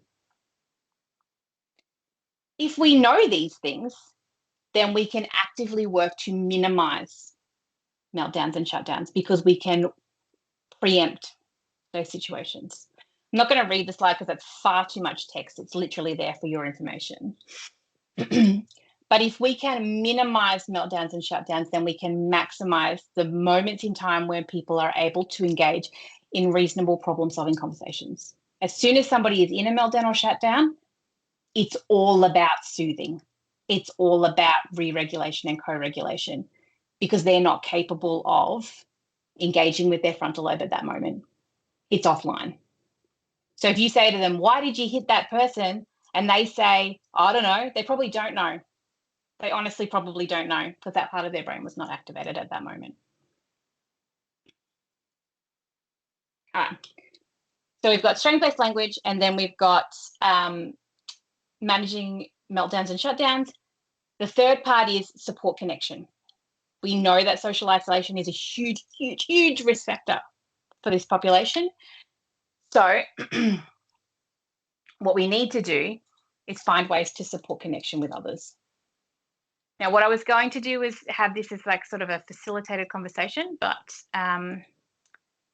that's, we don't really have time. So what I'm going to do is instead, I'm going to stop this, unhide the slides where I've got examples, and then show you. Give me a moment.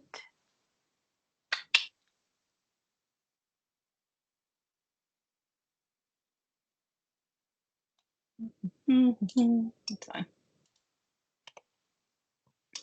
When we have a group of people who have relationship breakdowns as a result of communication differences, the solution is to name the communication differences and compromise. When you understand somebody, it's much harder to be angry at them.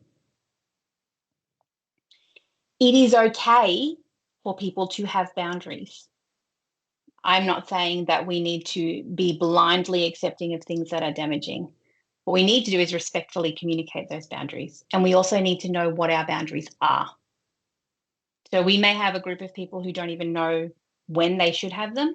And if they do have them, they don't know how to communicate it. There's a gentleman called, whose company is Speech Dude, who has a great resource that you can purchase around communication preferences. Anybody who's been in this world also knows about Neuro, who's a speech pathologist, Australian speech pathologist who's autistic and ADHD.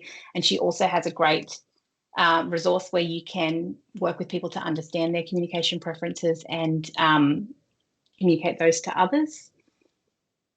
We can also if you are working with little people, which I know most of you are working with youths rather than little people, but there's also the Bridges learning system, which is a scripted curriculum to support people to understand their needs and preferences in this space. One of the things you can do is talk about the stuff that I've talked about today. There's heaps of research out there, but you're also welcome to email me to find out more information and support families and individuals to understand what that looks like for them. And finally, and always, environment. Looking at the environment with people to make sure that it matches their needs. Look for opportunities to connect people with similar neurotypes. Advocate for people in spaces that experience discrimination. So that's if it's communication. Let's see if my slide's going to come up.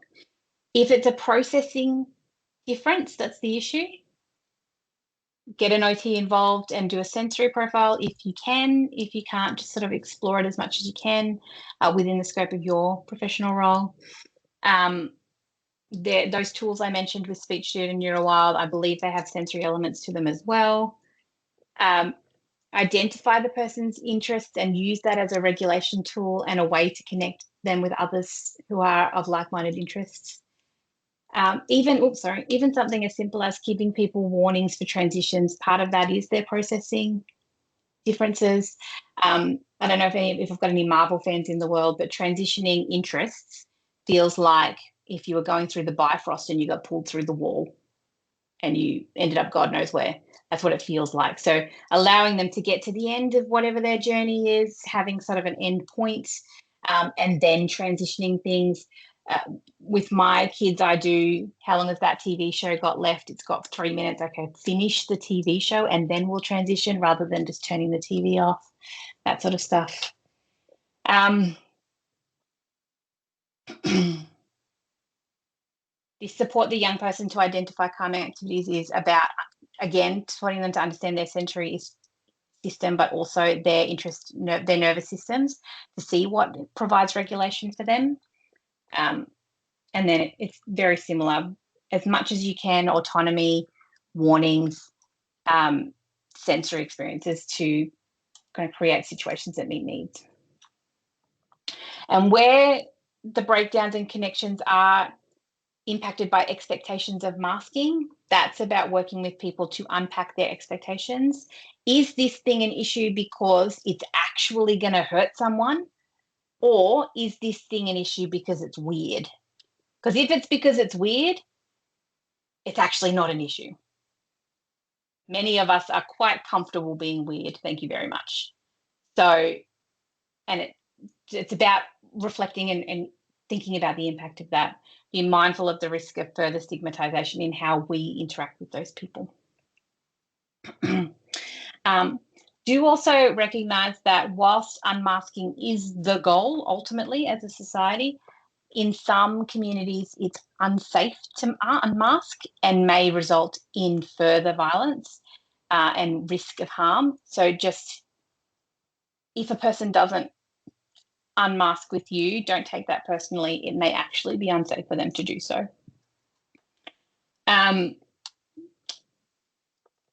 One of the things that I also want to mention, and it did come up in the research, is about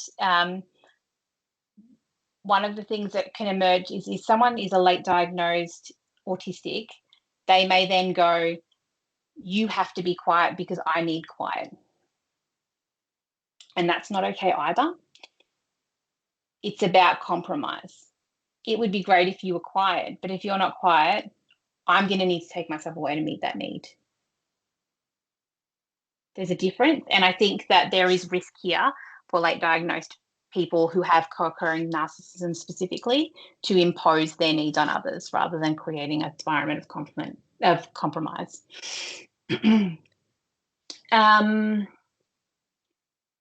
And the other one I want to mention is to reinforce the message that self-diagnosis is valid. It is hard to get diagnosed. Even as a child, it's hard to get diagnosed. My kiddo, there's a research around females, AFABs, who are diagnosed first with anxiety before they get an ADHD diagnosis, and it literally happened to my daughter when she was 7. So So it happens early. It is hard, it is expensive, and there are lots of barriers. People who self-diagnose don't do it on a whim. They do it on the basis of months and months and months of research and looking at lived experience and looking at papers and looking at websites and looking at all sorts of things and questioning themselves. If they're saying they probably are, then they probably are. And we need to kind of accept that. And be you as well. Be your authentic self, because I can tell you, every ADHDer that I know can smell inauthenticity from a mile away. That's the general strategies. You can read that when you're ready. And this is the summary of the learning intention. So we started with what is neurodiversity? What does it mean to be neurodiversity affirming? Why is that important in the world of homelessness and people at risk of homelessness? How do we understand autism and its interaction in that space? And then how do we support individuals and their families to create healthier environments and less risky environments? A lot of the information in today's slides it's heavily from Google Scholar, basically, from the research, the actual research literature, and less where I have named and said this is emerging understanding. Everything else is research-based. But if you would like digestible information, these the people on the screen, the businesses and access points on the screen are really, really helpful and really affirming. So I would encourage you to think about those. However, I will name that a lot of them are, again, white working class people. So think mindfully about intersectionality as you explore. I'm going to skip past questions, and Cassie will let you do the next slide, and then I'll just hang around if people want to talk more. Is that okay? Yeah. So Thanks so much, Kylie. Great presentation. It would be wonderful if everyone could just take out their phone and take a photo of the QR code and just fill out a short 2 to 3 minute feedback survey about the webinar. It would really help our program and also Kylie. And secondly, for the participants of this webinar, we're hoping to offer a reflective practice workshop.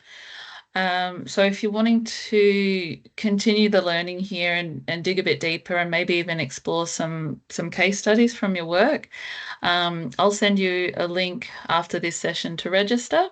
And hopefully we can get enough people to get that off the ground and hopefully have it face to face. And yeah, thirdly, as Kylie's written here, engage with the recommended businesses and others to learn more about the movement, intersectionality, and how to support families in the space. And that's everything. So as I said, please do the evaluation survey. We do read it. We do engage with it to inform the way that we do this work. But that's the end of the formal content. And if you would like to hang around and chat, I'm here until everybody's gone, basically. And thank you, Cassie, for the opportunity, and everyone for your time. It's such a privilege to be here. Thank you.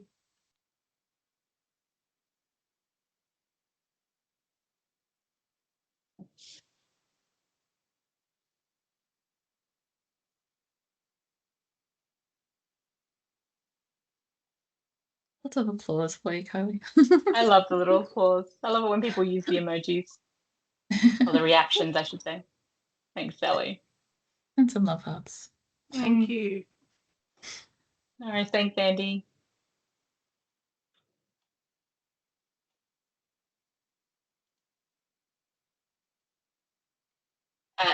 Is Michelle still there? Yes, the slides will be sent out within the next 24 to 48 hours. Yep. Thank you. Bye. Hi, I just had a quick question I was hoping you could help me with.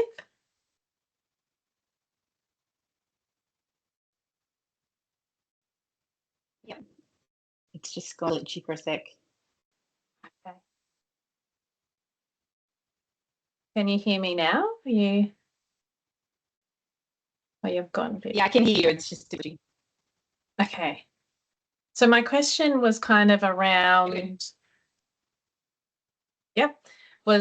around, what your thoughts are about kind of the idea that everyone has parts that are neurodivergent. So we all have elements to ourselves that are neurodivergent. So we may not meet the overall kind of criteria, but we have parts that are like, I'm wondering if that's offensive. I mean, I'm from a very neurodivergent family, but I've kind of don't want to be offensive in how I kind of frame that. And I'm wondering what your thoughts are around that. I would probably recommend we never use phrasing like everyone's a little bit autistic, because you'll get some bad reactions to that. Yeah. The reality is, because we're talking about neurodivergence, what we're talking about is natural variation of the human condition. So yes, everybody is going to see themselves in aspects of experiences that are more obviously seen in autistic and ADHD lives. That's to be expected. In order to be diagnosed, those experiences need to be so incongruent with general society. Can you hear me? Yep. Okay. Yeah. Need to be so incongruent with general society that they cause difficulties in life.